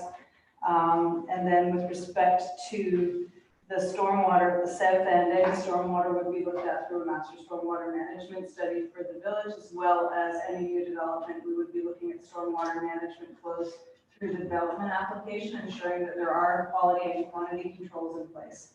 And then with respect to the holding tank, that's something that would have to be looked at through future capital plans. Just one follow-up, just on the backflow preventer. Is there any possibility of having some sort of a cost for the households if they wish to have it put in at this date to prevent the sewage backing up into their basements and such? I'm not sure whether we have a particular person who looks after that particularly, whether there is that possibility to have that. Through your worship, that's a private property matter, so it's on the private side, it's not a municipal infrastructure component, so it would be something that individual homeowners would have to look into. I know that there are plumbing companies that focus and specialize in that area, but it's not something that we would have any authority or ability to regulate outside of the building code requirements. Other than it being a certifiable piece of apparatus. Okay, I'll recognize Councillor Burrell with that question. Thank you, and through your worship, really a point of clarification. In page 2 of the study, it breaks down the hectares available, and it says, according to the official plan, Schedule B1. So I read in the official plan for 12-1 that, and this would be throughout the entire township, not just Lansdowne, and this would be point of clarification, yes. It says here, more than enough sufficient supply of vacant land zoned for residential development to accommodate 400 units, blah, blah, blah, through to 2031, a breakdown by settlement area is included in the background report. And then it goes on to say, the projected housing unit demand requires 26 net hectares. There are 42 hectares available. That is in disagreement with the SN Land Plan. If demand increases due to new economic drivers over the planning horizon, there's net additional supply of 16 hectares of land already. It says, last statement, I don't understand it. The township shall consider the need to minimize oversupply of available residential lands when implementing the policy of the official plan. And here we are. This plan, the land plan ignores that, which is fine, but I just wondered if there was a reason. And two final points. Is the hectarage that I'm reading in this report specific to Lansdowne, or does it include the entire township? And what of the 48 hectares and the 18 hectares is privately owned versus owned by the township? Thank you. Madam Planner, good luck. Through yours, I may need some additional clarification. Looking at the schedule B1 that's attached to the report, which is the official plan schedule, the boundary around that shows the settlement area for Lansdowne. The additional lands that are being referenced are shown in a pink hatched tone. It's really the lands on the periphery of Lansdowne that aren't shown as allotted as residential. That's the land area that's being referenced, which is approved within the official plan. This study was focused only on Lansdowne, so it's not a township-wide reference. And so in speaking to minimum, and I think, I don't have the wording exact, but when you referenced oversupplying residential, there are policies in the official plan that limit the sizes of draft plans of subdivision to 20 lots per phase, so that we don't draft approve a 300 lot subdivision that may sit for 10 years before it's developed. So you're not allocating all of your service capacity in advance of development. When you look at the absorption rate of the number of new residential units on an annual basis, if we were to approve a 300 lot subdivision, that's going to take a significant amount of time, and it would have allocated all of our servicing capacity. And I think that addresses your question. And I guess I have to tread carefully here. A plan that I saw regarding Lansdowne development seemed to indicate quite a number of this light industrial and private, and development on private land. Is that private land part of this study, part of what I'm reading?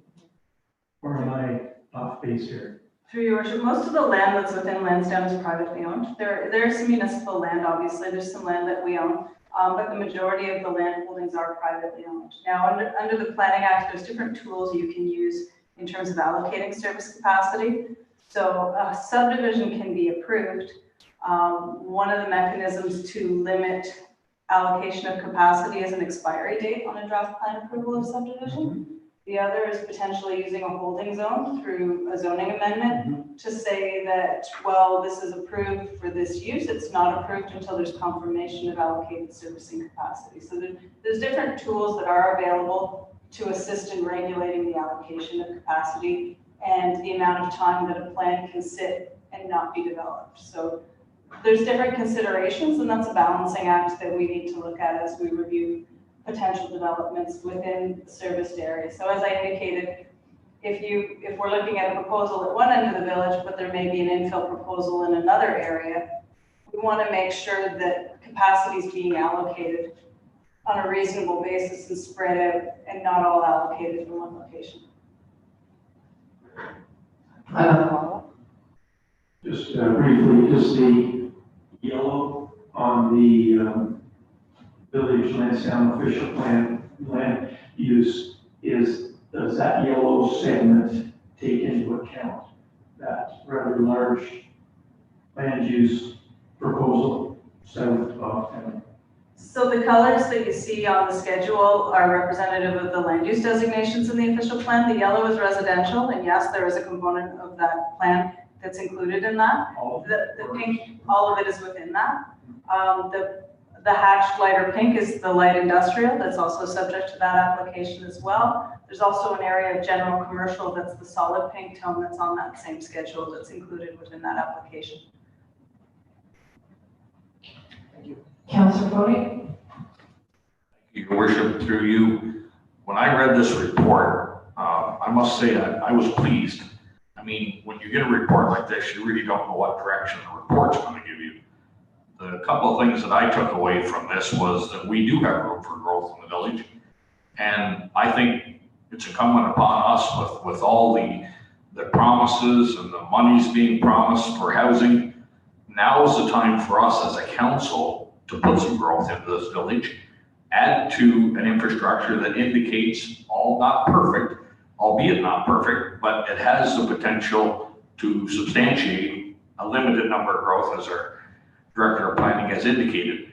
As for reference to the water tower, was there not $1.3 million spent last year to retrofit a 40-year-old tower? That would tell me that we should be good for at least 20 more years there.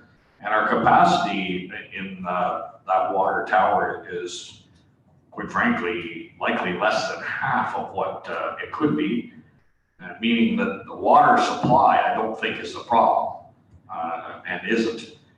As for what is a problem in this township, and that's surface water, as the Deputy Mayor has mentioned, we don't need to tell this to the residents of Lower Gilbert Street, who every time it forecasts 2 inches of rain, they cringe.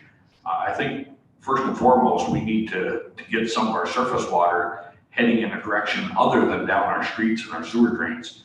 And that needs to be handled, and the Director of Planning had indicated such.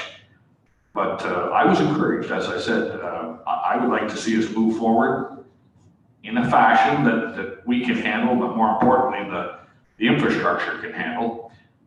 With regards to mentioning, Councillor maybe had mentioned about what type of piping. For what I've been told personally, there's a mixture. It's a whole myriad of piping, depending on when it was installed in the village, whether it's the type of pipe, the size of pipe. You know, it was kind of a play as you go type of scenario based on what they thought they needed. But all in all, with a few changes as growth, moves forward, I would, personally welcome some development here as far as housing. If it follows through with some lightweight industrial, well, we'll take it as it comes. But all in all, I was pleased with this report. Any further comments or questions? Councillor Jameson. Question 3.1.1, page 6. Township should confirm whether wellhead bylaw restrictions are in place with respect to the wells. Just wondered if that has been, Your Worship, that has been pursued. Go ahead, Director. Through your worship, it has been, so through the Conservation Authority, we do have a risk, I can't remember the exact risk management individual that's assigned to looking at that. What that also looks at is the nature of uses that occur within the wellhead areas, so that's all in place. Just to be sure I understand, does that mean we have the restrictions in place now, or you'll be bringing forward A bylaw? bylaw to alter that state? Those are in place right now, and they're implemented through the official plan. Okay, thank you. You're welcome. Well, actually, I'll let Marty say you're welcome. I didn't have anything to do with it, but I just want to make a point in discussing this report with the director. I too would like to see more development within the village for a number of reasons, but mainly so to help mitigate the rising costs of running the system. Having more users will take the heat off the existing users, take into consideration more spreading around of the costs. But I believe the data that we talked about, Director, was that in total, not including waterfront development, we had 24 new homes last year that were built. I think that was I believe that's the number. 24. So if you think about that, 24 throughout the whole municipality. And I believe there was a statistic in the overview, or in the review of the water wastewater, that they were anticipating potential growth of 10 per year within the village. Was it, or what was it? I'm trying to remember our conversation now. Maybe my memory sounds good. But I guess my point is that I too am pleased with the report that it has capacity. We have capacity for growth. We have strategic stages that it can go through, which means we're not handing our servicing over to someone who's not going to use it for 10 years, which ties up growth elsewhere. I know that in my own line of work, it's imperative that we hopefully spur some development and encourage some developers who own this private land to move forward with that said development, because there's a desperate need for new homes. And let's be honest, if we start building 20 new homes a year in the village of Lansdowne on a great year, then that's 20 families that potentially are coming to the village, which changes the fabric of the village itself. So I think that new blood and new growth would be exceptional. And our hope is that these developers are serious in coming forward and taking on some of that building. So go ahead, Councilor Cody, and I'll call the question. Thank you, Your Worship. On that vein, that you would hope new developers would come forward, just this afternoon, I can share with you a text that was sent to me by a developer asking if there was any chance that that person or company could sit down with this township to see about building houses here. And I kind of smiled when I read it, knowing what we were going to be discussing here tonight. And I told him his timing was impeccable and that we would get back to him at some point. The planning department would get back to that company at some point after tonight's meeting. So it's not just us that is looking at this, is my point. I mean, other players, builders and or developers are quite well aware that in our township, this is the only water and sewer service community. So they know when they build, they don't have to worry about water and sewer. They don't have to drill, they don't have to build septic. They know that all they have to do is build and the buyer will come. So I find it very encouraging. Yes, there's a few hurdles. Surface water, especially on the lower end of the village, has to be addressed. But I also think that we as a council or a township should start looking at the older portion of the village where the water and sewer was established first. I highly suspect Councilor Deputy Mayor Lackey would likely know this. I think it goes without saying the older core of the village would definitely have the older established piping as compared to the residents up on the northwest corner here on 1 Jesse Street. So, it's a plan. Our master plan through our treasurer will address this, our structures and what we have to plan for in the future. But personally, I think the timing is great. I mean, You know, we've got, as I said earlier, we have all this promise from various levels of government to provide housing, and now we get a report that kind of substantiates that we can go that direction, albeit to what level. Okay, so the motion that's on the floor is to accept the Lansdowne Service Area Infrastructure Assessment and Growth Readiness Study as received, and the study to be used for future capital and growth planning for the village of Lansdowne. Any further discussion on the motion? State vote. This growth that we're anticipating, or that is being anticipated in this report, is it consistent with the growth that I've read and been at economic summits at the county level that didn't quite jive to these numbers? This township is a very slow growing township. I think, off the top of my head, if I remember a number I read, we're at 9,500 odd people now. In 20 some years, we might be at 10,500. Those are estimates. It came from somewhere that was reputable. So here we are talking about 400 homes at the beginning of this thing. So we're accepting something, and I'm just not quite comfortable that the assumptions are the same ones that I've been hearing for this township. Does that matter? Maybe not, because we can still put in place timelines on proposed development. And I do know that there was one of those exciting. So it's very aspirational for Lansdowne. But personally, unless I'm misreading a lot of this, is it being driven by one developer? Is this something that follows with everything else we've read for the past few years about the growth in this township and therefore Lansdowne? So I don't know, I'm not quite ready yet to accept all of this unless I heard a little more. Is this aspirational being driven by one development? Or is this something that the numbers are jiving with all the other reports and listened for years? Thank you. The fire trucks. It's the what? Fire trucks. Oh, it's the fire trucks. Sorry, we heard some noises here and everybody kind of looked at each other because we're all in this room. So it's the fire trucks, sorry, it's fire training night. Good point, and I'll recognize Deputy Mayor once the answers are from the director come through for Mr. Brown. Thank you, Your Worship. If I could provide some clarification, and maybe growth wasn't the best word to use in the recommendation. The key in doing this study was to find out if the servicing infrastructure in place is capable of actually servicing the growth area boundary of Lansdowne that's identified in the official plan. And so that boundary was carried forward from the previous official plan. But it needed to be validated because there's significant lands within that boundary that are identified in the official plan as lands that are intended to be serviced, and any development within that boundary is required to occur on full municipal services.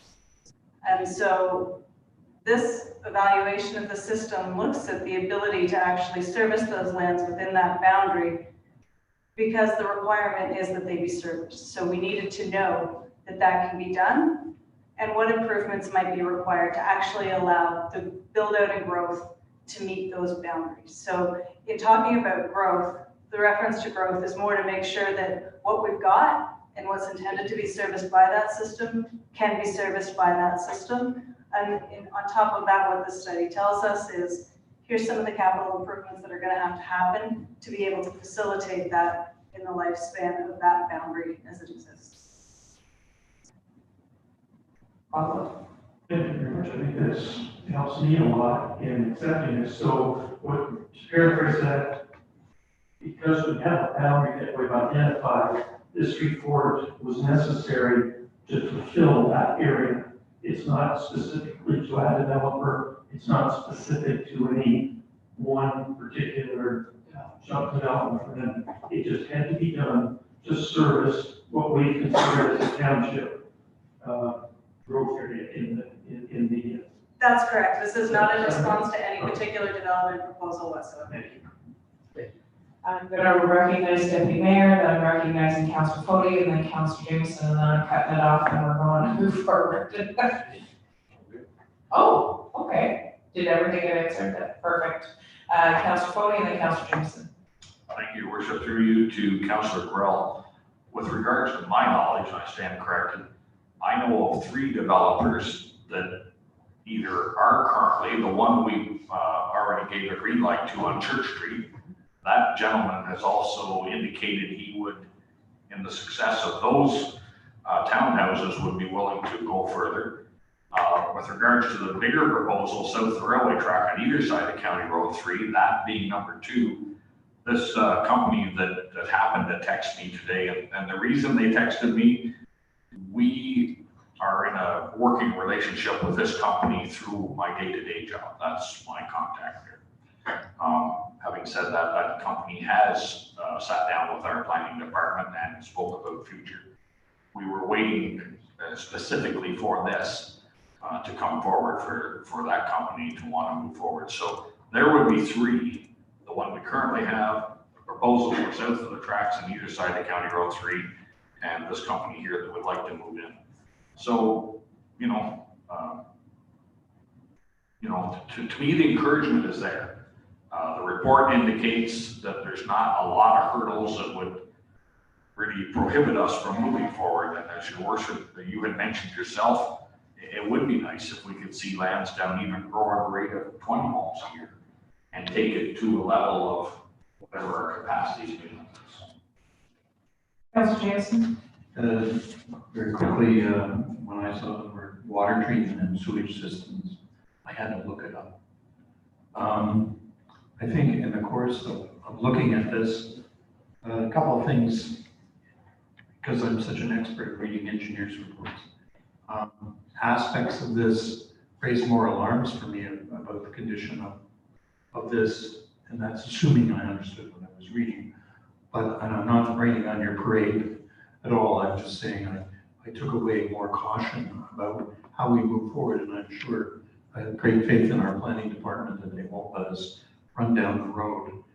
Would like to comment on concerns always about the cost to residents of Lansdowne for their specific services against the rest of us. I think in the future, when we start to look at the costs of providing these services, it would be a good idea at some point to get an idea about what the infrastructure costs are to individuals who are supporting their own septic and water, their own septic and wells, because if you put in a septic and put in a well, you have a capital investment which you can rationalize over whatever you want to do, 10, 15 years, however you want to do it.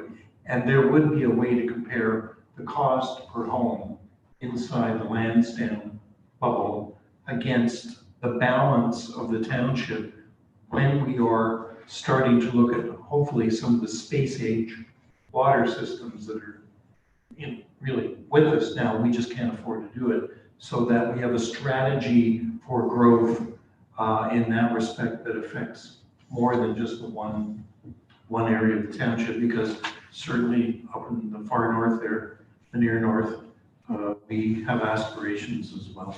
So I'll come back and talk to you about this in 2038. Yeah, for sure. I look forward to that.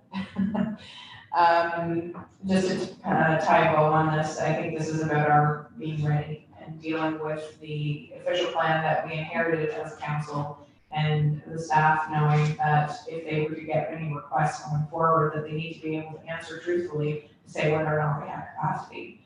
And what was put in the official plan was kind of cart before the horse, because we didn't really know what we had at that time. We hoped that we had capacity, and now we know for sure. But just to throw in my last little comment is COVID changed everything. And people are moving out of cities in droves, without a doubt. They're cashing in, they're trying to work remotely. This ties into the broadband piece, it ties into a whole bunch of other strategic planning pieces, which is something we didn't get to this year. But I've had some preliminary discussions with staff in regards to how that might move forward, because I still think it's an important piece that we haven't addressed at this council table. But that it's probably for the best we didn't, because COVID's changed everything on how people work, live, play, their expectations. So I look forward to that conversation as a whole from this council as a whole. So I'll call the question. All those in favor of accepting the growth and readiness study? All those opposed? And we're in favor and carried. Thank you.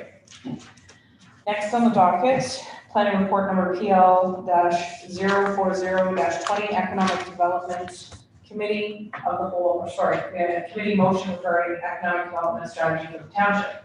Moved by Councilor Foley, seconded by Councilor Maybe, that the committee of the whole recommend the council approve the recommendation of the Economic Development Committee that council adopt an economic development strategy for the township that encompasses the following priority actions. 1, support existing businesses in the township, secure the core. 2, undertake initiatives that foster sustainability and expansion of the township's existing economic-based businesses, sustain the core. 3, build on new opportunities to expand the township's economic base, grow the core. And that the township prioritize economic development in the following sectors: agriculture, including farming, agri-services and value-added products, hospitality, the building on the natural, cultural, and recreational attributes of the township, as well as subsectors of accommodation, food and beverage, and housing, to include a mix of housing that meets the needs of current township residents and attracts a diverse, expanded population. And that this strategy be pursued in collaboration with the United Counties of Booth and Grenville, the St. Lawrence District Economic Development Corridor, and other municipalities and agencies as appropriate. Discussion on this motion.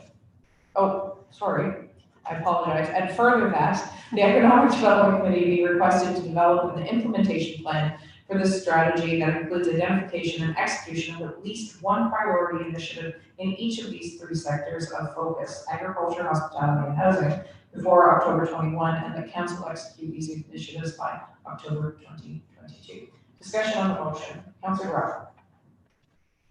Before we proceed, I would propose an amendment, which I would like to put on the table, and the amendment would be to exclude the final statement and council execute these initiatives by October 2022. And I'm looking for a second here on that. Council does not need to be told, but to execute. If the initiatives are good and they're worthy, they'll be acted upon. And it would be wrong-headed to include that statement in this recommendation. Thank you. Seconder on the amendment. Seconder. Councilor Foley. Okay, so the amendment is to remove the last statement, which is, and council execute these initiatives by October 2022. Okay, so I'll call a question on the amendment. All those in favor of the amendment, please signify. All those opposed, all those abstained, and the motion, or the amendment is carried.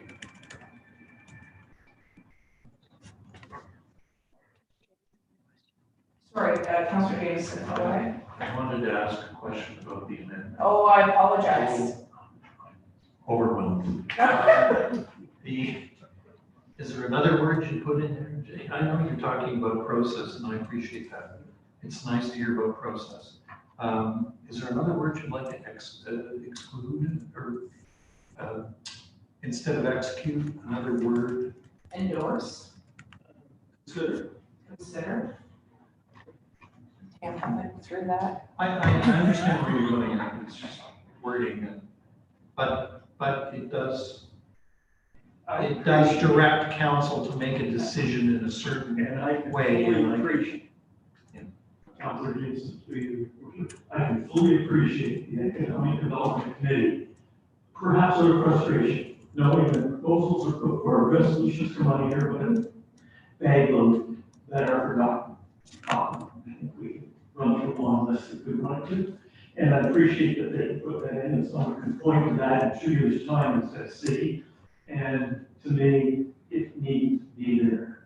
If the proposals are worthy, they will be considered and shall be acted on. In my opinion. Thank you. So So I did call the question and the motion, and the amendment was carried. So unless somebody wants to propose a further amendment to the motion that's at hand, I think the message that Councillor Burrell is taking back is that he's supportive of the motion at hand, but that being as pointed as the last statement is, expecting us to automatically move forward with what I think that is a bit presumptive because of the way it's worded. I think, like Councillor Burrell mentioned, is that it was done to ensure that whatever they hope to do or execute through the initiatives identified at the Economic Development Committee level, that they actually see some sort of light of day. I think that's what the impression is. But going to Councillor Burrell's point is that if they are worthy, they will see the light of day and they will move forward through the process. So, Councillor James. Okay, I fully support, but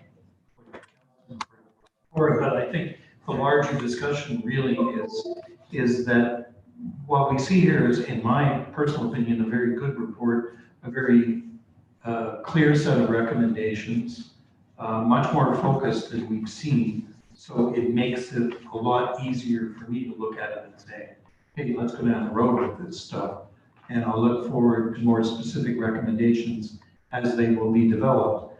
I also hope that the various groups in the community that do take a great interest in the economic development side, including the two local chambers, and even ratepayers groups like Sabar are very keenly interested in business and the business development. I hope that the committee will work with these various groups as you get into some of the detail down the road.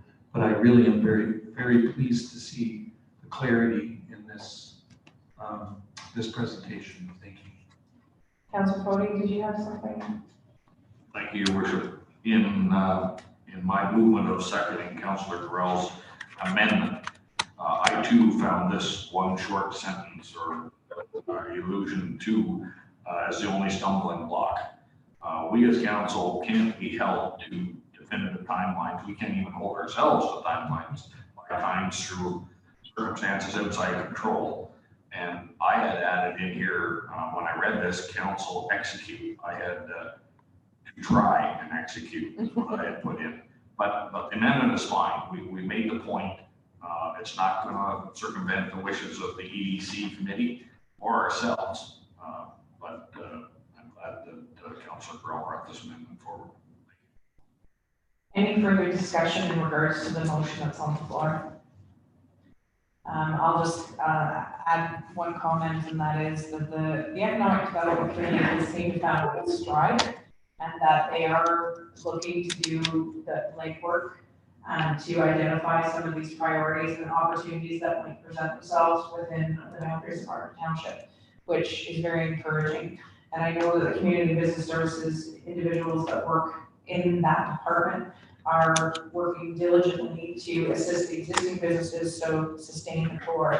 Gananoque is doing a great job, which now will be extended due to the right grants and all the other stuff that's going on, which will allow us to further support the businesses that exist here in partnership with our sister township, the town of Gananoque. So I think that's a very positive step going forward.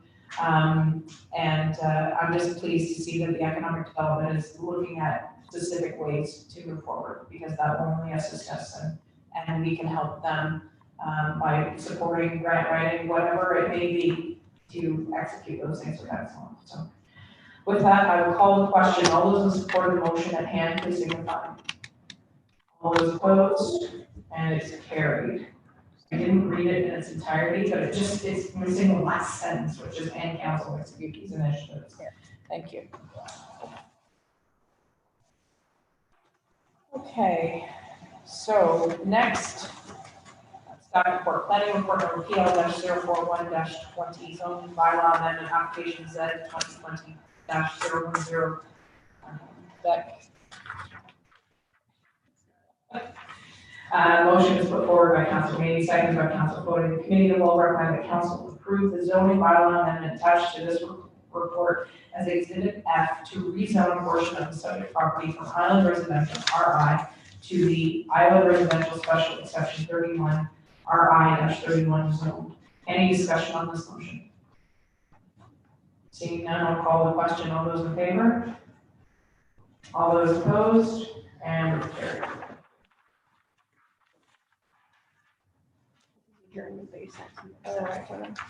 So, next, on the agenda is other business. Is there any other business that we need to speak of? I have Councillor Maybe and then Deputy Galaki. Thank you, Your Worship. I know a couple months ago, I was talking with the waste management and that sort of thing. When our council first started, we did put it for a committee for the waste management services to try to keep that going, but it didn't pan out at that moment. I'm wondering whether we should, because again, we still are in a desperate need of finding some sort of solution for our waste management properties. And without an active committee, I don't feel that we have the ability to do the legwork to actually make something happen here to get us to that point. So I would like to see if there's any appetite to get that committee reinstated or get some volunteers from that. I'll ask the director to speak to that, please, Director Goodman. Sorry, thank you, Councillor, and through you, Your Worship. I might suggest that staff have, in 2020's budget, I'm going to back up a little bit, actually had funding included in the budget to establish a waste management strategy for the municipality as a whole.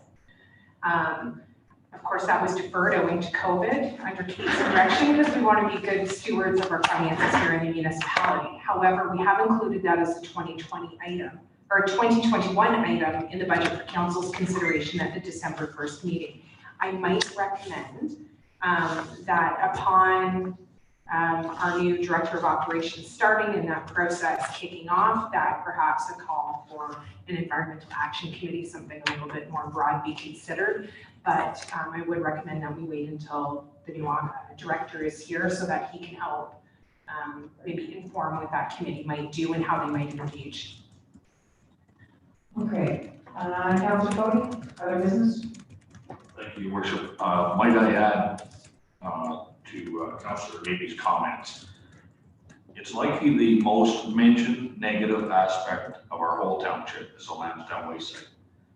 It's embarrassing, and I won't take it any further than that. I could spend 15 minutes with adjectives here, but we do need to move forward. This is 2020. That waste site looks like 1920, and there's no reason for it. And I agree with what Ms. Goodman has said. We'll wait until our new operations director, gets up to speed and then dealing with our budget. Of course, that may circumvent everything, but that should be our priority. We knew this when we were elected, and it's 2 years. We're halfway through our mandate. This is something we need to spearhead, and it's incumbent upon us to do so. Any Deputy Mayor and then Councillor Jameson. Thank you, Your Worship. Some time ago, we had a list of sentences by the clerk's department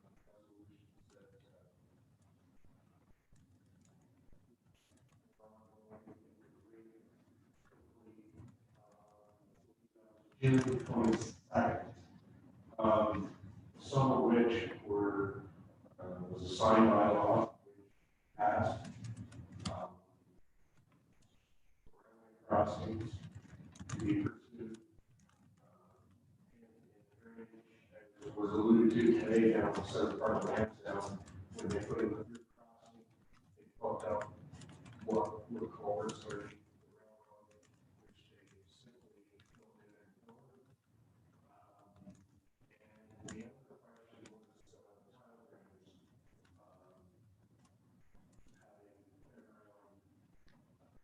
having agriculture.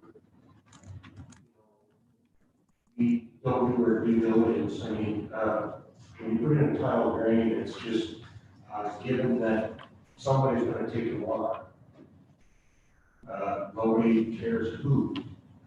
And more often than not, it goes in a county ditch or it goes in a township ditch. And we don't do any kind of study or research into where that water's gonna go or how it's gonna be distributed. And more often than not against cottage green, but they just go ahead and do it. With any sort of, I guess maybe we give them permission, but we don't know what the end result's gonna be. So the question, just so I'm clear, the question that you're asking is in regards to municipal drains, I'll just work backwards based on the points that you made. So municipal drains, the question is where does the water go and who is the permission given, or is it just a given that whoever will just receive it? Are you looking to have a better understanding of that process and who gets what, how? Well, yes, I read the act, I know what's supposed to happen, but it's not happening. As we well know, I've seen probably 3 of them go in this year. That Three drains. 3 tile drains? There's one right up on Hank Road, and I guarantee it. There's been no permission granted. Their water's going on the neighbor's land, it's going in our ditches, it's gonna end up flooding perhaps our road. I don't know, but these are things we need to know. And I just wish that you just don't go in with tile drain without knowing the result. I don't drain your land, but where's it gonna go? Well, I'm assuming that there's something in the municipal drainage act that either allows farmers to tile drain accordingly. I don't know if there's a permitting process or if the person who does the tile drain has to identify what's being done. That I don't know. But I think the question is valid and I'm sure that we can find out. We have a drainage consultant that we can ask in regards to the specifics. Sorry, I'm just going to answer the rest of the questions that we had and then I'll go to you. So the railway crossing plug drains, you're speaking about the third crossing, so you're talking about the end of Miller Street? Yeah, there's all the way down Gardner and Miller. Okay. There used to be drains that look after the water that Councilor Mandy was talking about. Okay. That aren't there anymore. And who's filled them last or now? The railway. The railways. Okay, so that's a question that we can put forward to the railway. And then the clerk's department, in regards to the resolutions going forward, June 22nd is the last report we received. So the hope is going forward, we can receive an updated resolution at every committee of the whole. Is that the goal? Okay. Go ahead. Sure, yeah, subject to approval from the CAO, we can bring it to the senior management team meeting and then bring it forward from there. Excellent, thank you. Okay, Councilor Rupp. Thank you for your work. I just wanted to, from my memory, to the deputy in the township road. As I recall, when we discussed Lex Road, taking some more drainage there, it was made very clear to us that we could not, as council, just willy-nilly authorize $40,000 or $60,000, and it was clearly brought to our attention from the operations department head at that time that required an engineering study. So in answer to your question, I would say that it is clear, he brought it forward, that it was would be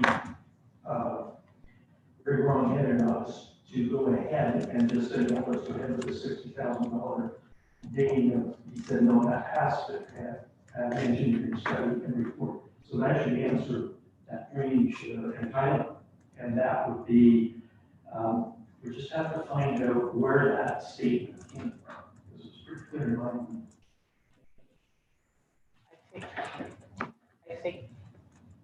I think based on your point made, Councilor Rowe, that engineering study, and correct me if I'm wrong, any of the staff that are here that might even hear, but I believe that was for our own benefit as a municipality, because if we didn't engineer drainage properly, that we would be liable for any flooding that would occur on people's personal property or on agricultural lands. So I'm not to say that it isn't incumbent on the farmer or whoever else that is draining to make sure that they are covering themselves the same way, but I think the question is, what is the requirement? So there's a requirement on our behalf as a municipality from a litigious point of view. That's how I read it, but hopefully when we have our new director of operations, we can have that answered a lot more clearly, unless you want to add something, Director. Just to add to that, if the township is going to undertake water works, stormwater management works, or works as it relates to water traveling across people's property, public works to move water from one place to another, you need a qualified professional to do the design, because there is a liability aspect in case there are damages to other people's property based on the public works you need. So you need a qualified professional to stand behind the recommendations and do the broader review of the area in terms of what's going to happen. The other piece is any alterations to private property. If there are any alterations to private property, you need those landowners' authorization to be doing any works that may impact their property or the drainage on their property. So it's similar to a grading plan in a subdivision where you have an approved level of grading.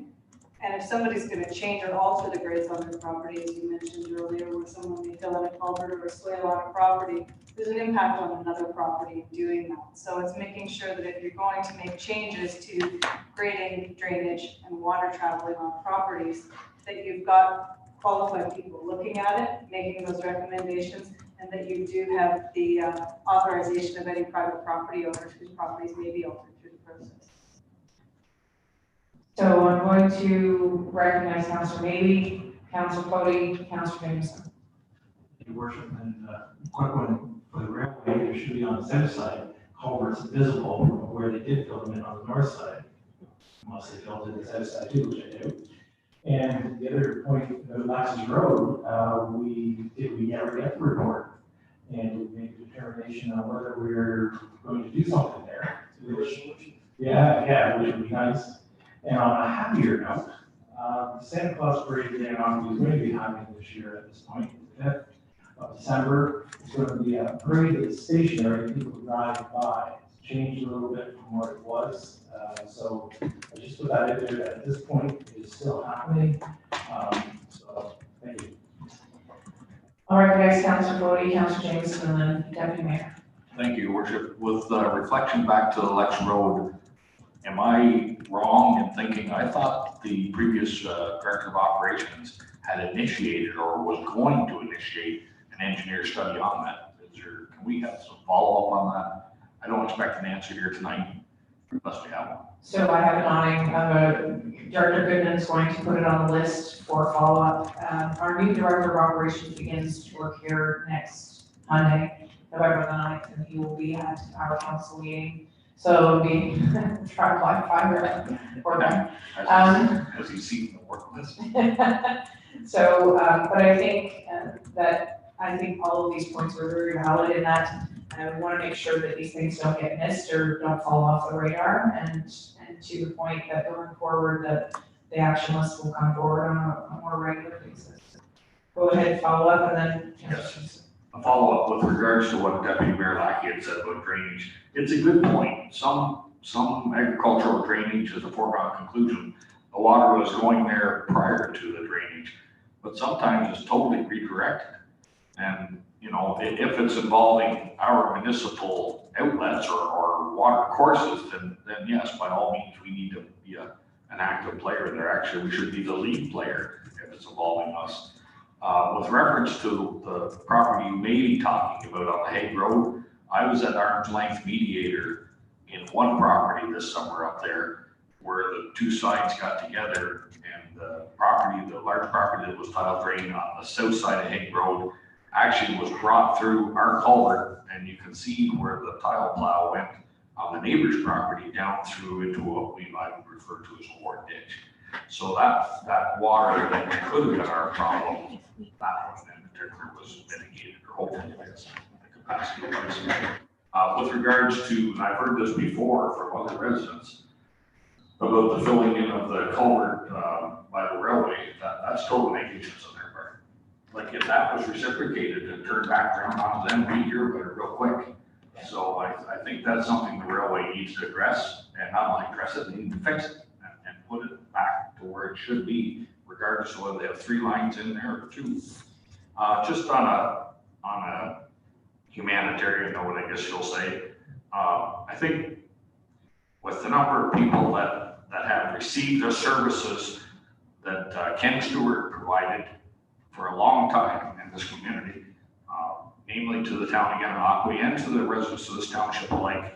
Ken was a former police officer, took a humanitarian role, not only as a police officer, but in his retired, well, he never retired, quite frankly, but Ken was the one who spearheaded a loans program for people who needed crutches, wheelchairs, bathtub assistant devices, you name it, and Ken took care of it. And Ken unfortunately passed away here this past Saturday. I think with the amount of good that man has done for the township and the residents of the town of Gananoque, we'd be amiss with it, at least give him recognition and belated thanks. Thank you for that. Ken also received the Humanitarian of the Year by the Thousand Islands Chamber of Commerce last year. And while he was well, and MVP Steve Clark, he was actually in the hospital at the time that he received the award, but MVP Clark made a special point of going and visiting him and handing him the award. So, but yet, thanks isn't enough. There's lots of people that received help from Mr. Stewart that we'll never know about. He was a quiet humanitarian. He didn't ever look for accolades, and he will definitely be missed over in the community. Councilor Jameson. That's very moving, and I appreciate, we have so many people in our township that work very hard for us. So it's a loss and also an inspiration. And moving on a little bit from sewage and waste management, the tree lighting in Seeley Bay is going ahead on a positive note. I just mention it because it's going ahead with an FM transmitter and all kinds of things that are going on, but I just wanted to thank township staff and the fire services are all going to be part of the process of making this happen at the end of November. And it's one of the few things that we're able to pull off at all this year. So we will do it safely and et cetera, but I just want to mention that if you haven't got your invitation, you will, and I hope you'll consider coming up and helping us light the new tree. Thank you. Thank you very much. Deputy Mayor, did you have anything more to add? So with that, I don't believe there's any other business, so I'll move on to any notices of motion. Councilor Meady. Thank you, Your Worship. Through you, I will be bringing a notice of motion next week, which will be the form of letter to the federal and provincial government about staggered openings or scheduled openings to support frontline service to bolster the economy, as well as better control of PPE and assorted supplies and personnel to accomplish renovations to support the requirements of businesses trying to open. Particularly, we have a lot of people who are working from home, and those people who are working from home can stay there a little bit longer. If we can help our economy by having these supplies and the workers that need to be there to put them in place. I see this very much frontline, actually very close to this in a lot of ways. And I see the demands on our services, PPE providers, and the contractors even put this stuff in, being overtaxed. And I don't want to have another form of PTSD on the employees that are trying to get all this work accomplished. So I think a staggered work to entry rule would be helpful, and governments need to make that happen. So I will bring something forward in that sense in a motion. Thank you. Thank you, Councilor Meady. Any other notices of motion? Seeing none, I'll move on to the mayor's update. I'll make this brief because we'll definitely get out of here before 9:30 before we have to extend the meeting. So the reverse Halloween was a huge success, and I'm very pleased that our staff, when tasked with reaching out to the Thousand Islands Playhouse to see if we could get our township kids included, because originally when the Thousand Islands Playhouse made the reverse Halloween, kickoff online, it was just for town of Gananoque children. So the staff reached out and said, hey, is there something we can do to help include our TLTI kids? So 85 children within the township received goodie bags, loot bags. And, I think that that's very incumbent on what you see throughout our staff who went out on a Saturday to deliver bags with some volunteers. There was a sort of a special delivery that I made arrangements for, which was very heartwarming, and I'd like to share the message. So there's a couple of boys that live just across the road from me, and I've never actually met them. They live with their family just a few doors down. And I noticed I've become friends with this person on social media, and she posted a picture of her son in a wheelchair, and he had eaten some Play-Doh. He had a blue face, and the caption was, Theo, did you eat the Play-Doh? And there's blue all over his face, and he's just kind of sitting there. But it made me think that perhaps they might be interested in the reverse Halloween, so I offered that we could bring them bags, and the staff stepped up to the plate. It was very last minute on that. But the message that I got from the mom was that Corinne and my boys were super excited and all the candy delivered for reverse Halloween. I think they were a little extra spoiled, so I wanted to thank you and your helpers for caring for our kids in this way. They felt that they mattered, and we did too. It's a beautiful thing to feel like they have a place in our community. So the small gestures of things like that we do here at the township speak more than some of the other stuff that we do that people sort of take for granted, but it's those little things that we can do to make a difference in our community, and we're very proud of the staff and our commitment to our community in that regard. So Remembrance Day is approaching, and we were very honored to have Comrade Thompson here at the municipality on Friday. It was very moving to be able to pin the first poppy on a 101-year-old veteran who really has an amazing sense of humor and really quite a sweet man and happy about life in general. And it's a good reminder to all of us who feel that we might be down and beleaguered by what's going on with COVID-19, and he's seen a lot worse than we could ever dream of. Our nightmares might be maybe a more apropos way of describing it. So I think it was very moving, and he was very appreciative. We gave him a small acrylic plaque with original artwork from a high school student that commemorated the occasion, and it's going to be held in the Seeley Bay Legion. So that was a very nice gesture. So next Monday, November 9th at council, staff will provide an updated list of local services. It was in front of council last month, but we know that there might have been changes to those. So we'll bring an up-to-date list on next Monday night so you can make your plans for the 11th. Please also be advised that the office and the waste sites will be closed on November 11th. We had peer meeting last week on Wednesday. I'm so very proud of what those groups do on a regular basis for our communities. But I can't tell you how saddened I was at that meeting to hear about the struggles that they're all facing. It's hard to be motivated in this sort of environment. They can't have any fundraisers. They don't feel like they can have gatherings, obviously due to the restrictions the province has put on us. And so they feel like they're losing momentum. And in the example of LRC, the Linters Rejuvenation Committee, they can't find a chair. So I know that during our grant awarding of the grants at the last meeting, that we put Laffer aside and asking them to come forward. But in speaking to the staff, I think that it would be incumbent upon the rest of council to hear from these groups about how they might survive. Some may not, but how some are growing or thriving or not, and the challenges that they're faced with. And I think it's important that council see these groups for what they do for our local communities and how they keep our communities knit together on our behalf, so to speak.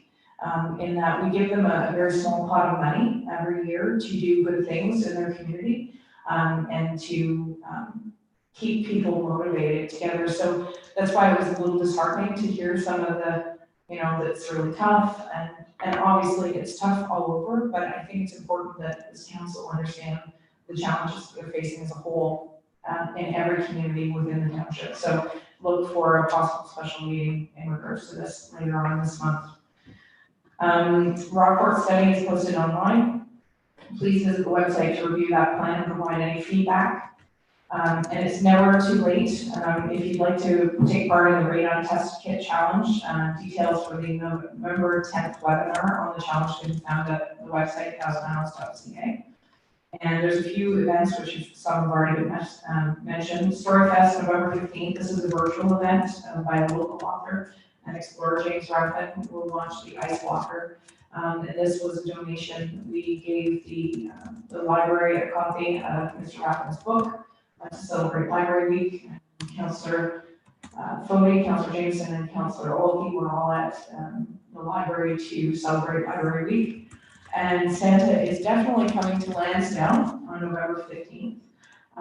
So it looks like he will be doing a full tour of the village on a sleigh.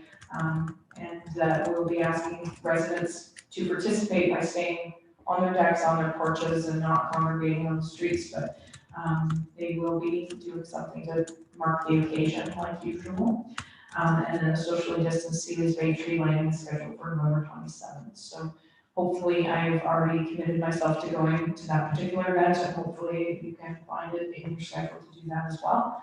And I believe Rockport lighting of the gates, I'm not sure if they're doing anything this year. I know it used to be held in conjunction with some caroling, which probably can't happen based on COVID, but we look forward to finding a way to celebrate regardless of the restrictions that we have for COVID-19.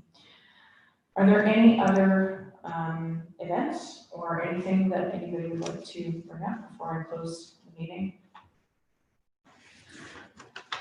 Seeing none, the motion for adjournment is put forward, moved by Terry Fody, seconded by Brian Navy, and the committee, the whole meeting adjourned. All those in favor? All those opposed? And motion carried. All right, ladies and gentlemen.